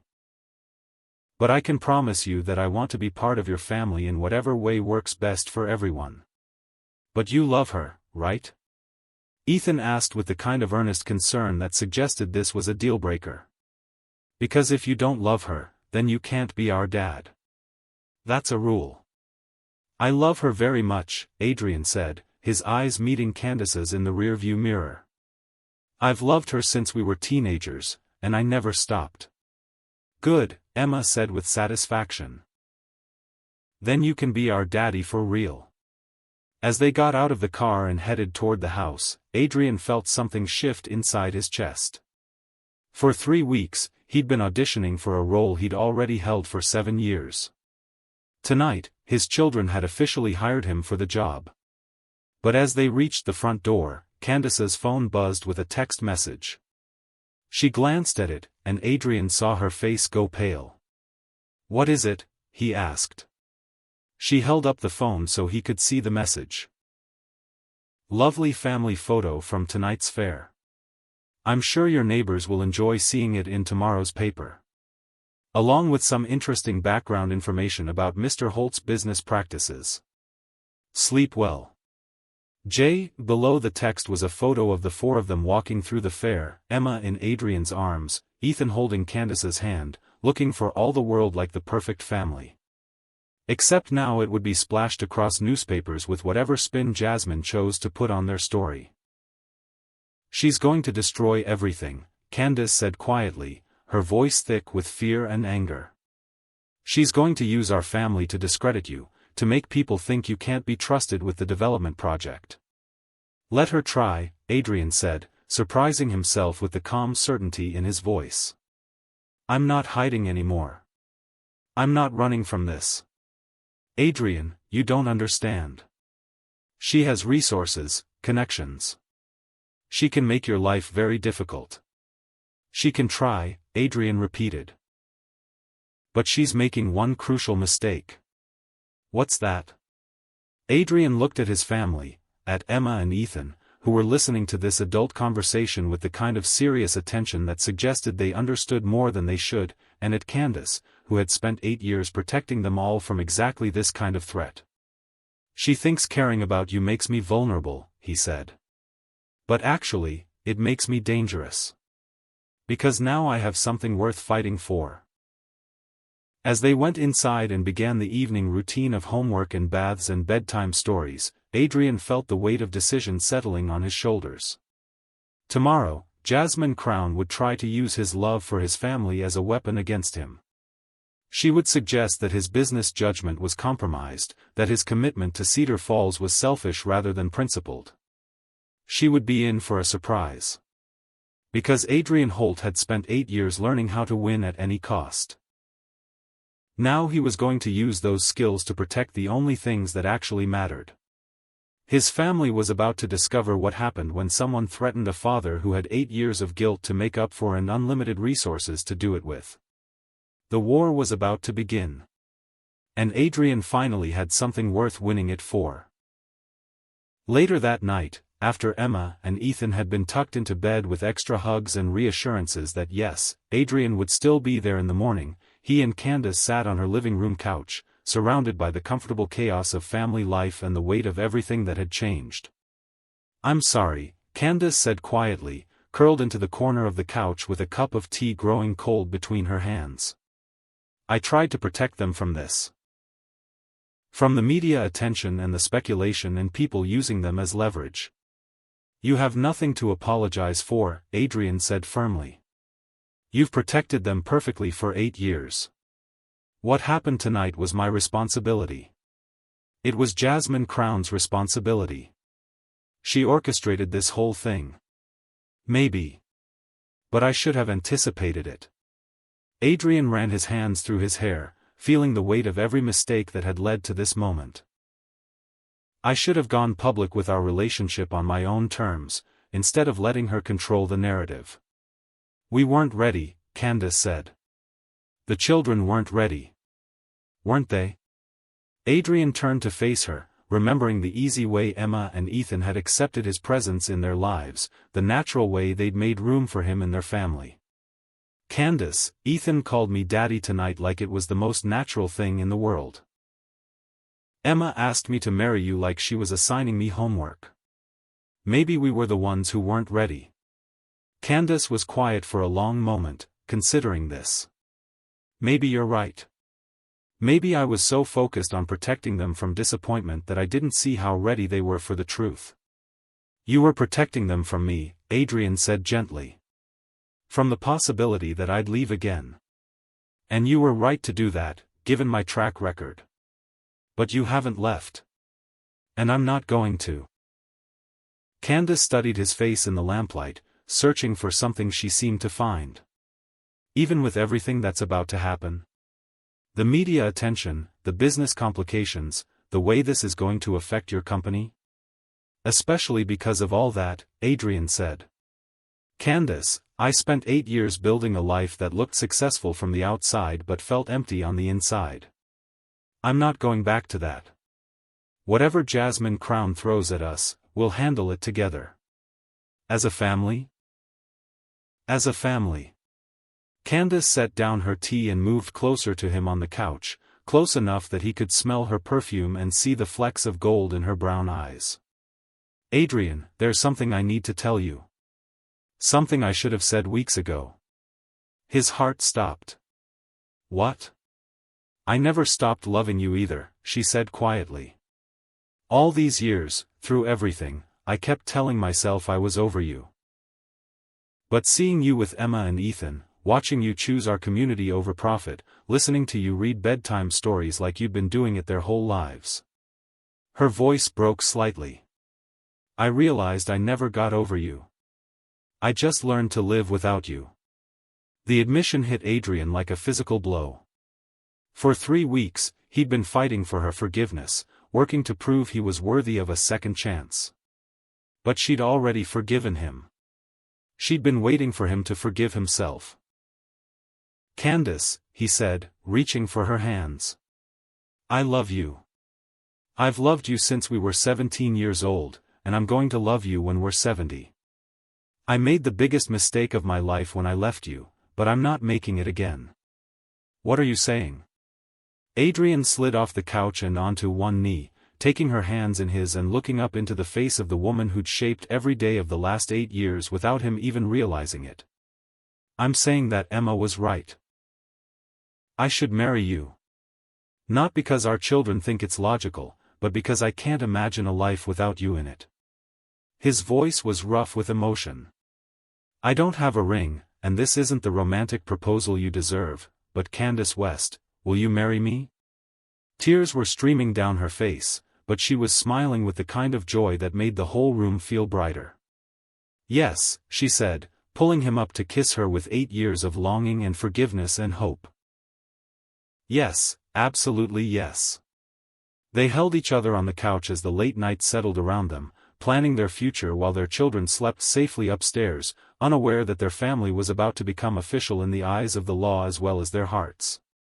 Outside, the world was about to discover that Adrian Holt, Billionaire CEO, was also a father and fiancé who would do anything to protect the people he loved. Jasmine Crown thought she'd found his weakness. She was about to discover she'd found his strength. Chapter 5. Adrian woke before dawn, his mind already racing with the battles ahead. Beside him, Candace slept peacefully, her engagement ring, a simple solitaire he'd bought from the hotel gift shop at midnight, catching the early morning light streaming through her bedroom window. They'd made love for the first time in 8 years just hours ago, a reunion that had been both achingly tender and powerfully passionate, healing old wounds while creating new promises. But this morning brought harsh reality. Jasmine Crown's threats weren't going to disappear with the sunrise, and Adrian knew that the next few days would determine whether his family could live in peace or would be caught in an endless cycle of media scrutiny and business warfare. His phone buzzed with the first crisis of the day. Max Kent, calling from Manhattan with barely contained panic in his voice.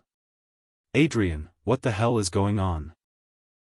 I've got reporters calling about some family scandal, photos from a carnival, and Jasmine Crown's people spreading rumors about compromised business judgment. The board is demanding an emergency meeting." Adrian slipped out of bed and into the hallway, careful not to wake Candace. "Good morning to you too, Max. This isn't a joke.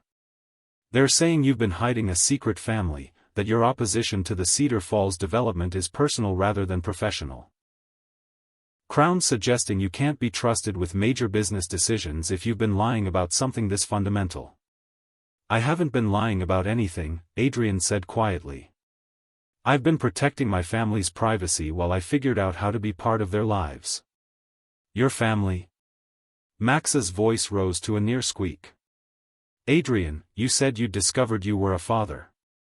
You didn't say you'd become engaged and moved in with them." "I proposed last night." "Of course you did.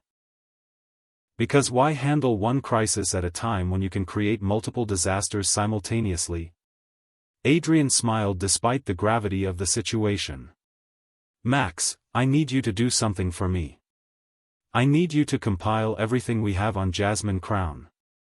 Every business deal, every failed project, every corner she's cut or law she's bent. I want a complete profile on her business practices." "Why?" "Because she made this personal when she involved my children. Now I'm going to show her what happens when someone threatens my family." There was a pause on the other end of the line. "Adrian, what are you planning?" "I'm planning to protect the people I love using every skill I've learned in 8 years of business. Jasmine Crown thinks she can use my family against me. She's about to learn that she's given me something worth fighting for." After hanging up with Max, Adrian made 3 more calls. The first was to his legal team, instructing them to prepare cease and desist orders for any publication that used photos of Emma and Ethan without permission. The second was to his public relations firm, telling them to craft a statement about his relationship with Candace that controlled the narrative instead of reacting to it. The third was to a private investigator who specialized in corporate espionage. By the time Candace found him in her kitchen, making breakfast for the children, Adrian had already begun orchestrating his counterattack. "You're up early," she said, wrapping her arms around his waist from behind and pressing her face against his back. "Everything okay?" "Everything's perfect," he said, turning in her arms to kiss her properly. "I'm just making sure it stays that way." "Adrian, what are you planning?"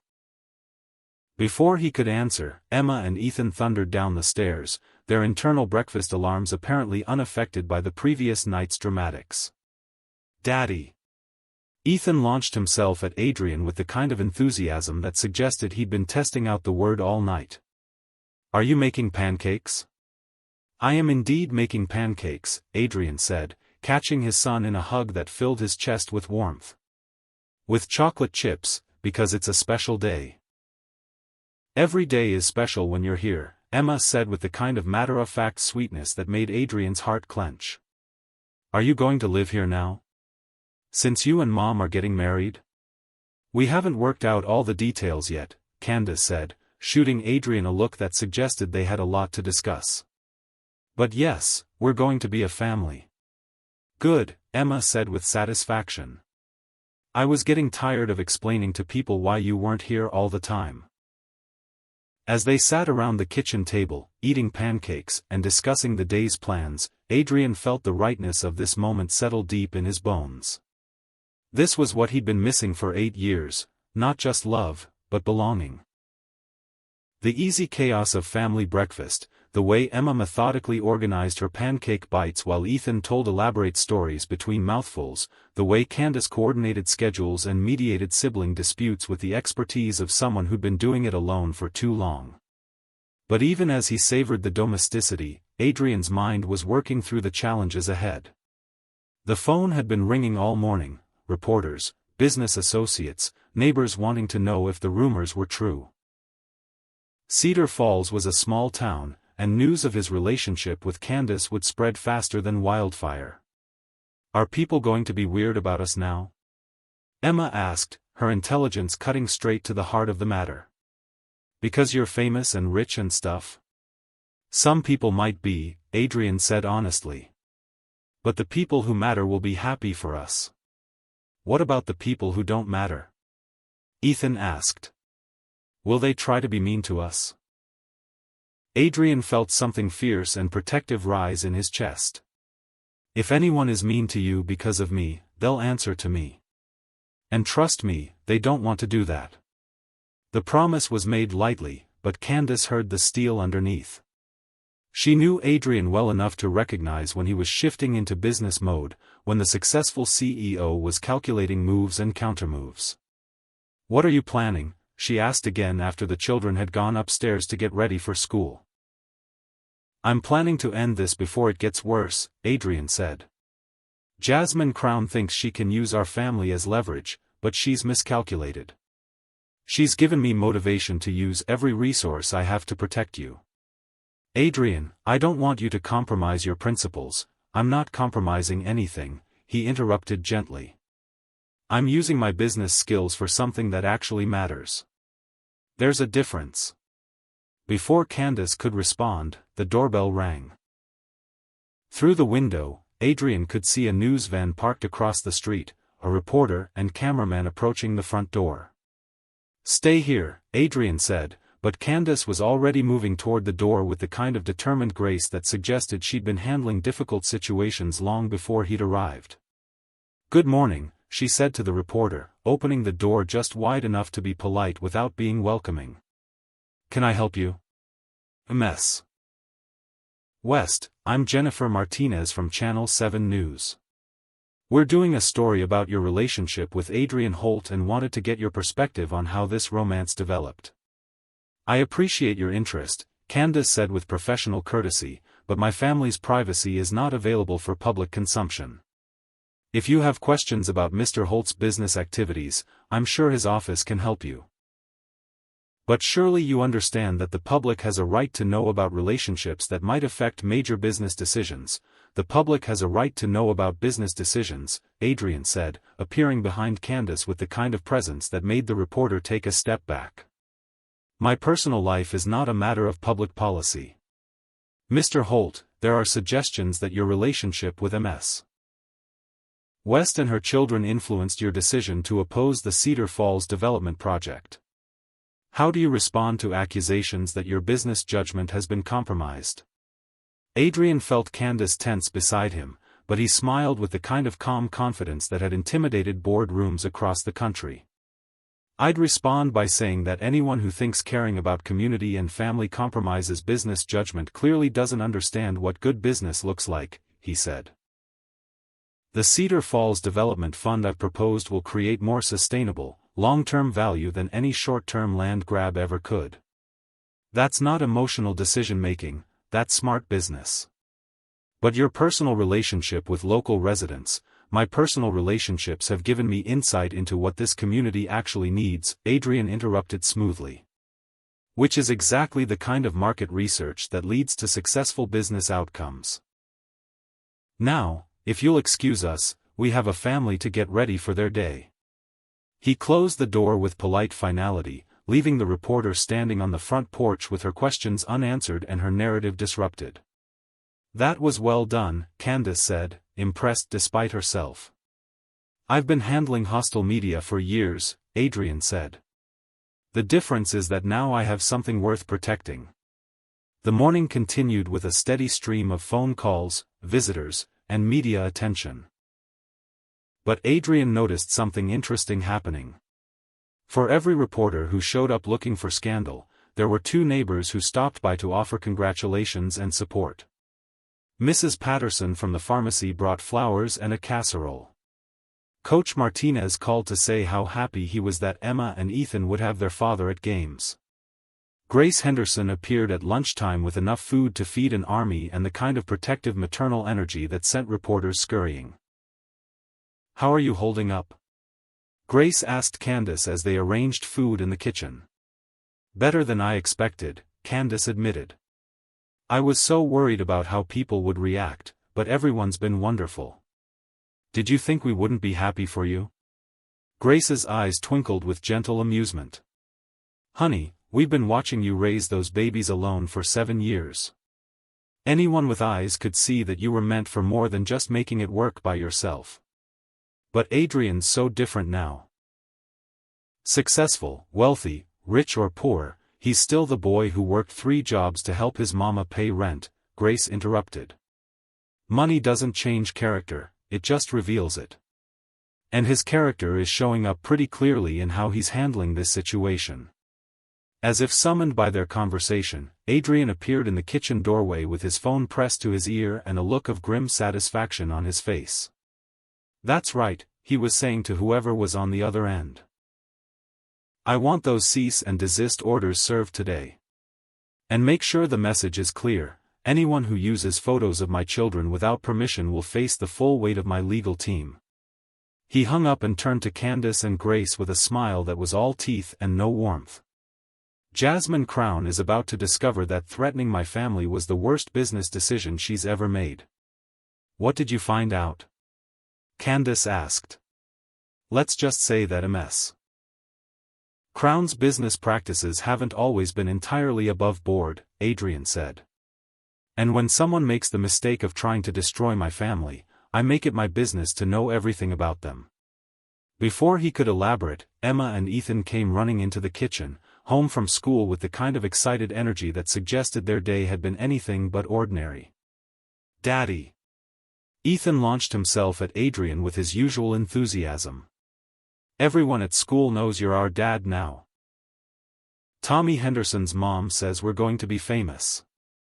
And Mrs. Rodriguez says you're the same Mr. Holt who's been helping small businesses all over the county," Emma added. "She says you're like a superhero for entrepreneurs." Adrian laughed, lifting both children into his arms with the kind of easy strength that came from years of physical labor before success had softened his edges. "I don't know about superhero, but I do like helping people build things that matter." "Can we help?" Ethan asked. "With the business stuff? Emma's really good at organizing things, and I'm good at making people feel better when they're worried." "Those are both very valuable business skills," Adrian said seriously. "But right now, the most important thing you can do is just be yourselves. Let me worry about the grown-up stuff." As the afternoon wore on, Adrian's phone continued to ring with updates from his team. The legal pressure was working. Several publications had already pulled the unauthorized photos of Emma and Ethan, and others were reconsidering their coverage in light of the potential lawsuits. More importantly, the private investigator had uncovered several questionable deals in Jasmine Crown's past, including at least 2 instances where she'd used intimidation tactics against local communities. But the real breakthrough came when Max Kent called with information that changed everything. "Adrian, you're going to want to hear this," Max said, his voice tight with excitement. "We've been digging into Crown's financing for the Cedar Falls project, and guess what? Half her investors are overseas shell companies with questionable backgrounds. If this gets out, she'll have regulatory agencies all over her business." Adrian felt a slow smile spread across his face. How long would it take to put together a comprehensive report on her funding sources? "Give me 6 hours and a team of forensic accountants." "You have both. And Max? Make sure that report finds its way to the right regulatory authorities." "Are you sure about this? Once we pull this trigger, there's no going back." Adrian looked around Candace's living room, where his family was scattered in comfortable domesticity. Emma was doing homework at the coffee table, Ethan was building an elaborate Lego construction on the floor, and Candace was curled up in her chair, reading a book but keeping one eye on the children. This was peace. This was home. This was worth fighting for. "I'm sure," he said. Jasmine Crown wanted to play hardball. Let's show her what that actually looks like.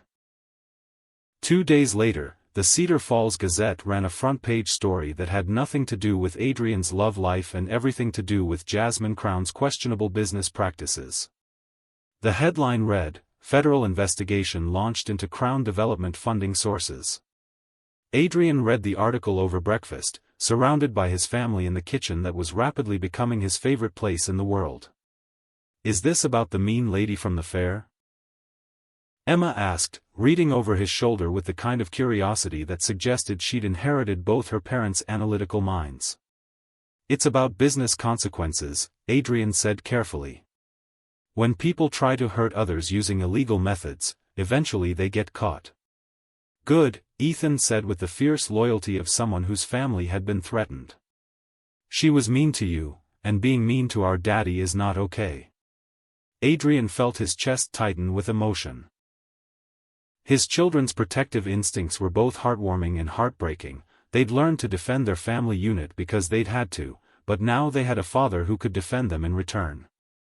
"Actually," he said, setting down the newspaper and pulling both children into his lap, "I have something to tell you both. Something important." Candace looked up from her coffee with concern. "Adrian?" "I bought a house," he said simply. "Well, I bought it a few weeks ago, but I've been having it renovated. It's ready now, and I thought maybe we could all go see it together." "A house?" Emma's eyes lit up with interest. "Here in Cedar Falls? On Maple Street? It's the house where I grew up, actually. I thought it might be nice to raise my family in the same place where I learned what home could feel like." Candace's eyes filled with tears. "Adrian, you bought your childhood home?" "I bought our future home," he corrected gently. "If you'll have me. All of us, together, in a place that's big enough for soccer practice in the backyard and homework sessions in the kitchen and all the noise and chaos that comes with being a real family." "Can we see it?" Ethan asked, bouncing with excitement. "Can we see our new house?" "I was hoping you'd ask," Adrian said, smiling at his son's enthusiasm. "How about we take a family field trip?"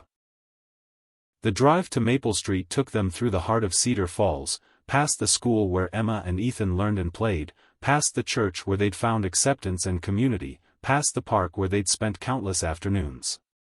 As they pulled into the driveway of a modest 2-story house with a wraparound porch and a yard big enough for dreams, Adrian felt his heart swell with the rightness of this moment. "It's perfect," Emma breathed, staring at the house with the kind of wonder that suggested she was already imagining their life here. "It's got a tire swing," Ethan exclaimed, pointing to the oak tree in the backyard where Adrian had installed the same kind of swing he'd dreamed of as a child. "And a porch swing," Candace added softly, her voice thick with emotion. "Just like the one in your old photos." Adrian took her hand, threading their fingers together as they walked up the front steps. "I wanted to build something that honored where I came from while making room for where we're going." The house was beautiful in its simplicity, hardwood floors and built-in bookshelves, a kitchen designed for family meals and homework sessions, bedrooms that felt like sanctuaries, and a master suite that whispered promises of intimacy and partnership. "This is where we'll live?" Emma asked, running her hand along the banister of the stairs. "All of us together?" "If you want to," Adrian said. "What do you think?" "I think it's perfect," she said simply. "It feels like home already." As they explored the house together, Adrian felt the last pieces of his life clicking into place. This was what he'd been building toward for 8 years without realizing it, not just success, but significance. Not just wealth, but worth. Not just a house, but a home filled with the people who made every day meaningful. That evening, as they sat on the porch swing watching Emma and Ethan play in the backyard, Candace curled against Adrian's side with the kind of contentment that came from finally being exactly where she belonged. "I love you," she said quietly, her voice carrying the weight of 8 years of separation and the promise of a lifetime together. "I love you too," Adrian replied, pulling her closer. "Both of you, all of you, more than I ever thought possible. Even when we're difficult? Even when the children are impossible and I'm stressed about work and the house is a mess?" "Especially then," Adrian said, pressing a kiss to the top of her head. "Because that's when you'll need me most." As the sun set over Cedar Falls, painting the sky in shades of gold and rose, Adrian felt the profound peace that came from finally understanding what success actually meant. It wasn't about the money in his bank account or the recognition in business magazines. It was about this moment, this family, this life built on love and trust and the courage to choose each other every single day. 3 months later, the Cedar Falls Community Center was decorated with white roses and twinkling lights, transformed into a wedding venue that was both elegant and intimate. Adrian stood at the altar, watching his bride walk down the aisle in a simple white dress that took his breath away, Emma and Ethan beside her as the wedding party they'd insisted on being. The ceremony was small but perfect. Just family and friends, the people who'd supported them through separation and reunion, who'd celebrated their love and protected their privacy. Pastor William spoke about second chances and the courage it takes to choose love over fear. Grace Henderson cried through the entire service. Max Kent served as Adrian's best man, still slightly bewildered by how completely his business-focused friend had been transformed by love. But the moment that mattered most came when Emma and Ethan stepped forward to present the rings, their faces serious with the importance of their role in making their family official. "We, Emma and Ethan West, give these rings to our parents," Emma said with the kind of formal dignity that made the entire congregation smile. "Because we want them to be married forever and ever, and rings are how grown-ups remember their promises." "And because we want Adrian to be our daddy for real," Ethan added, apparently improvising from the script they'd practiced. "Not just in secret, but where everyone can see." Adrian knelt down to their level, his eyes bright with tears he didn't try to hide. "I promise to be your daddy forever, no matter what. And I promise to love your mother with everything I have for the rest of my life." "Good," Emma said with satisfaction. "Because we're counting on you." When Adrian kissed his bride, sealing their union with all the passion and promise of a love that had survived 8 years of separation and emerged stronger than ever, the congregation erupted in applause. But Adrian only heard the sound of his children cheering, celebrating the moment their family became complete. The reception was held in the same community center, with tables filled with neighbors and friends, music that ranged from classical to country, and a cake that Emma and Ethan had helped design. Adrian danced with his bride, with his daughter, with Grace Henderson, and with anyone else who wanted to celebrate the power of love to heal old wounds and create new dreams. As the evening wound down and guests began to drift away, Adrian found himself standing on the back porch of the community center, watching his family through the windows. Candace was helping clean up with the efficiency of someone who'd organized countless community events. Emma and Ethan were carefully packing leftover cake, their faces sticky with frosting and joy. "No regrets?" Max Kent asked, joining him on the porch with 2 glasses of champagne. "About what?" "About choosing this over the Manhattan penthouse. About choosing family over the corporate ladder. About choosing love over success." Adrian accepted the champagne but didn't drink it, too caught up in watching his wife, laugh at something Grace Henderson was saying. "You're wrong about the choice," he said finally. "I didn't choose love over success. I chose love as success. Everything else was just expensive emptiness. The board's been asking when you're coming back to New York." "I'm not." Adrian's voice was calm but certain. "I'm running the company from here. Cedar Falls is where my family is, and my family is where I belong. Even if it means giving up the corner office, the view of Central Park, The restaurants and theaters and all the perks of city life? Adrian looked through the window at Ethan, who was now wearing his tie as a headband while he helped stack chairs. At Emma, who was carefully dividing the remaining wedding favors with mathematical precision. At Candace, who was moving through the cleanup with the kind of graceful efficiency that made even mundane tasks look like acts of love. Max, he said quietly, I spent 8 years with the best view in Manhattan, and I was miserable. Now I have a view of my backyard, where my children play every day, and I've never been happier.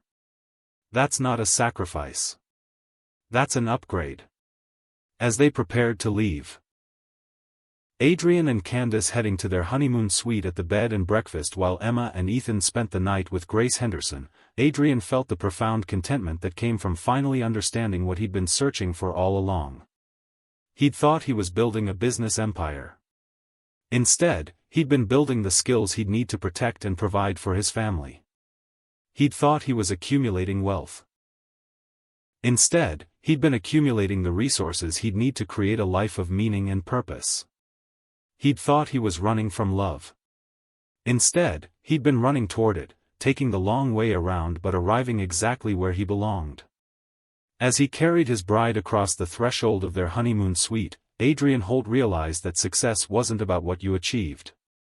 It was about who you became in the process of achieving it.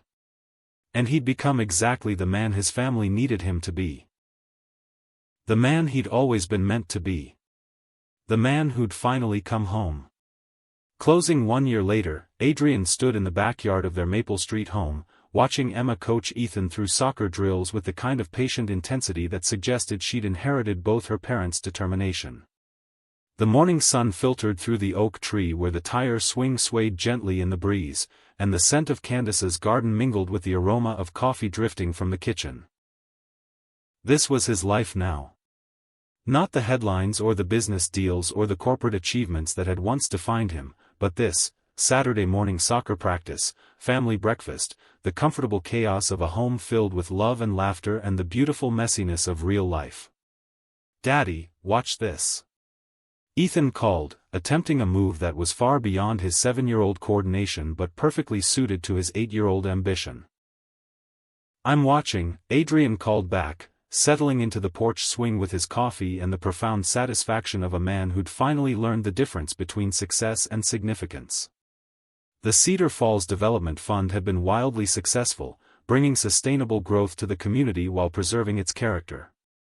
Jasmine Crown's business had collapsed under federal investigation, and she'd moved on to intimidate some other community in some other state. The story of their family had been featured in business magazines as an example of how personal values could drive professional success, though Adrian mostly used those articles to line the guinea pig cage that Emma had convinced them to add to their household.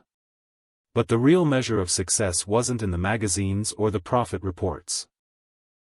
It was in the family photos that now covered every surface of their home, capturing the daily moments that had once seemed so ordinary but now felt like miracles.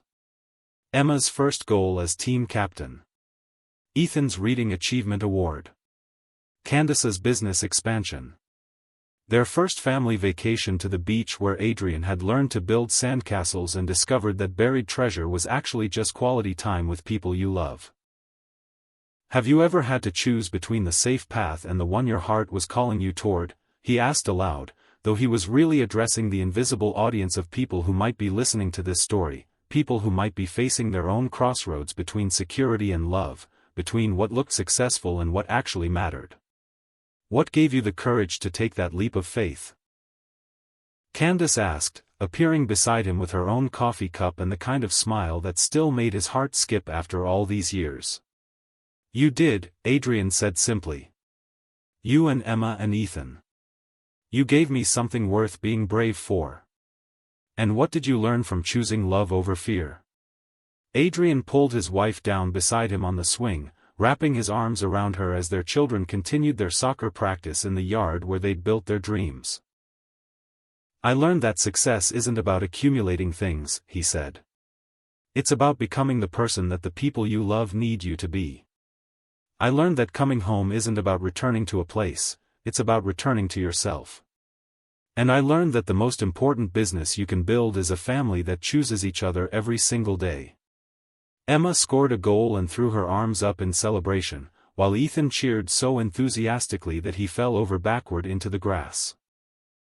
They ran toward the porch, grass-stained and breathless and glowing with the kind of happiness that can only come from being completely, authentically themselves. "Did you see?" Emma asked, her eyes bright with achievement. "I made it look easy, but it was actually really hard." "The best things usually are," Adrian said, pulling both children into his lap on the swing. "But they're worth the effort." As they sat together in the gentle morning light, Adrian felt the profound peace that came from finally understanding what he'd been searching for all along. Not the approval of strangers or the accumulation of wealth or the achievement of some arbitrary definition of success, but this: the weight of his children in his arms, the warmth of his wife beside him, the knowledge that he was exactly where he belonged. He'd spent 8 years building an empire, but he'd spent the last year building a legacy. And the legacy wasn't made of money or recognition or corporate achievements. It was made of bedtime stories and soccer games and family dinners and the 1,000 small moments that create a life worth living. If this story touched your heart, please give it a thumbs up and let me know in the comments which moment resonated most with you. Was it Adrian's vulnerable confession in the bookstore cafe, Emma and Ethan's innocent acceptance of their father, or that beautiful moment when love finally conquered fear at the town fair? Your engagement helps these stories reach more hearts who need to hear them. Have you ever had to choose between the safe path and the one your heart was calling you toward? What gave you the courage to take that leap of faith? Share your story with our Dear Love Diaries family. Your journey might inspire someone else to choose love over fear. Subscribe to Dear Love Diaries for more passionate stories of second chances and the courage to love again. Tomorrow, we'll explore another journey of hearts finding their way back to each other against all odds. Until then, remember, you are worthy of a love that sees your true worth and chooses you every single day.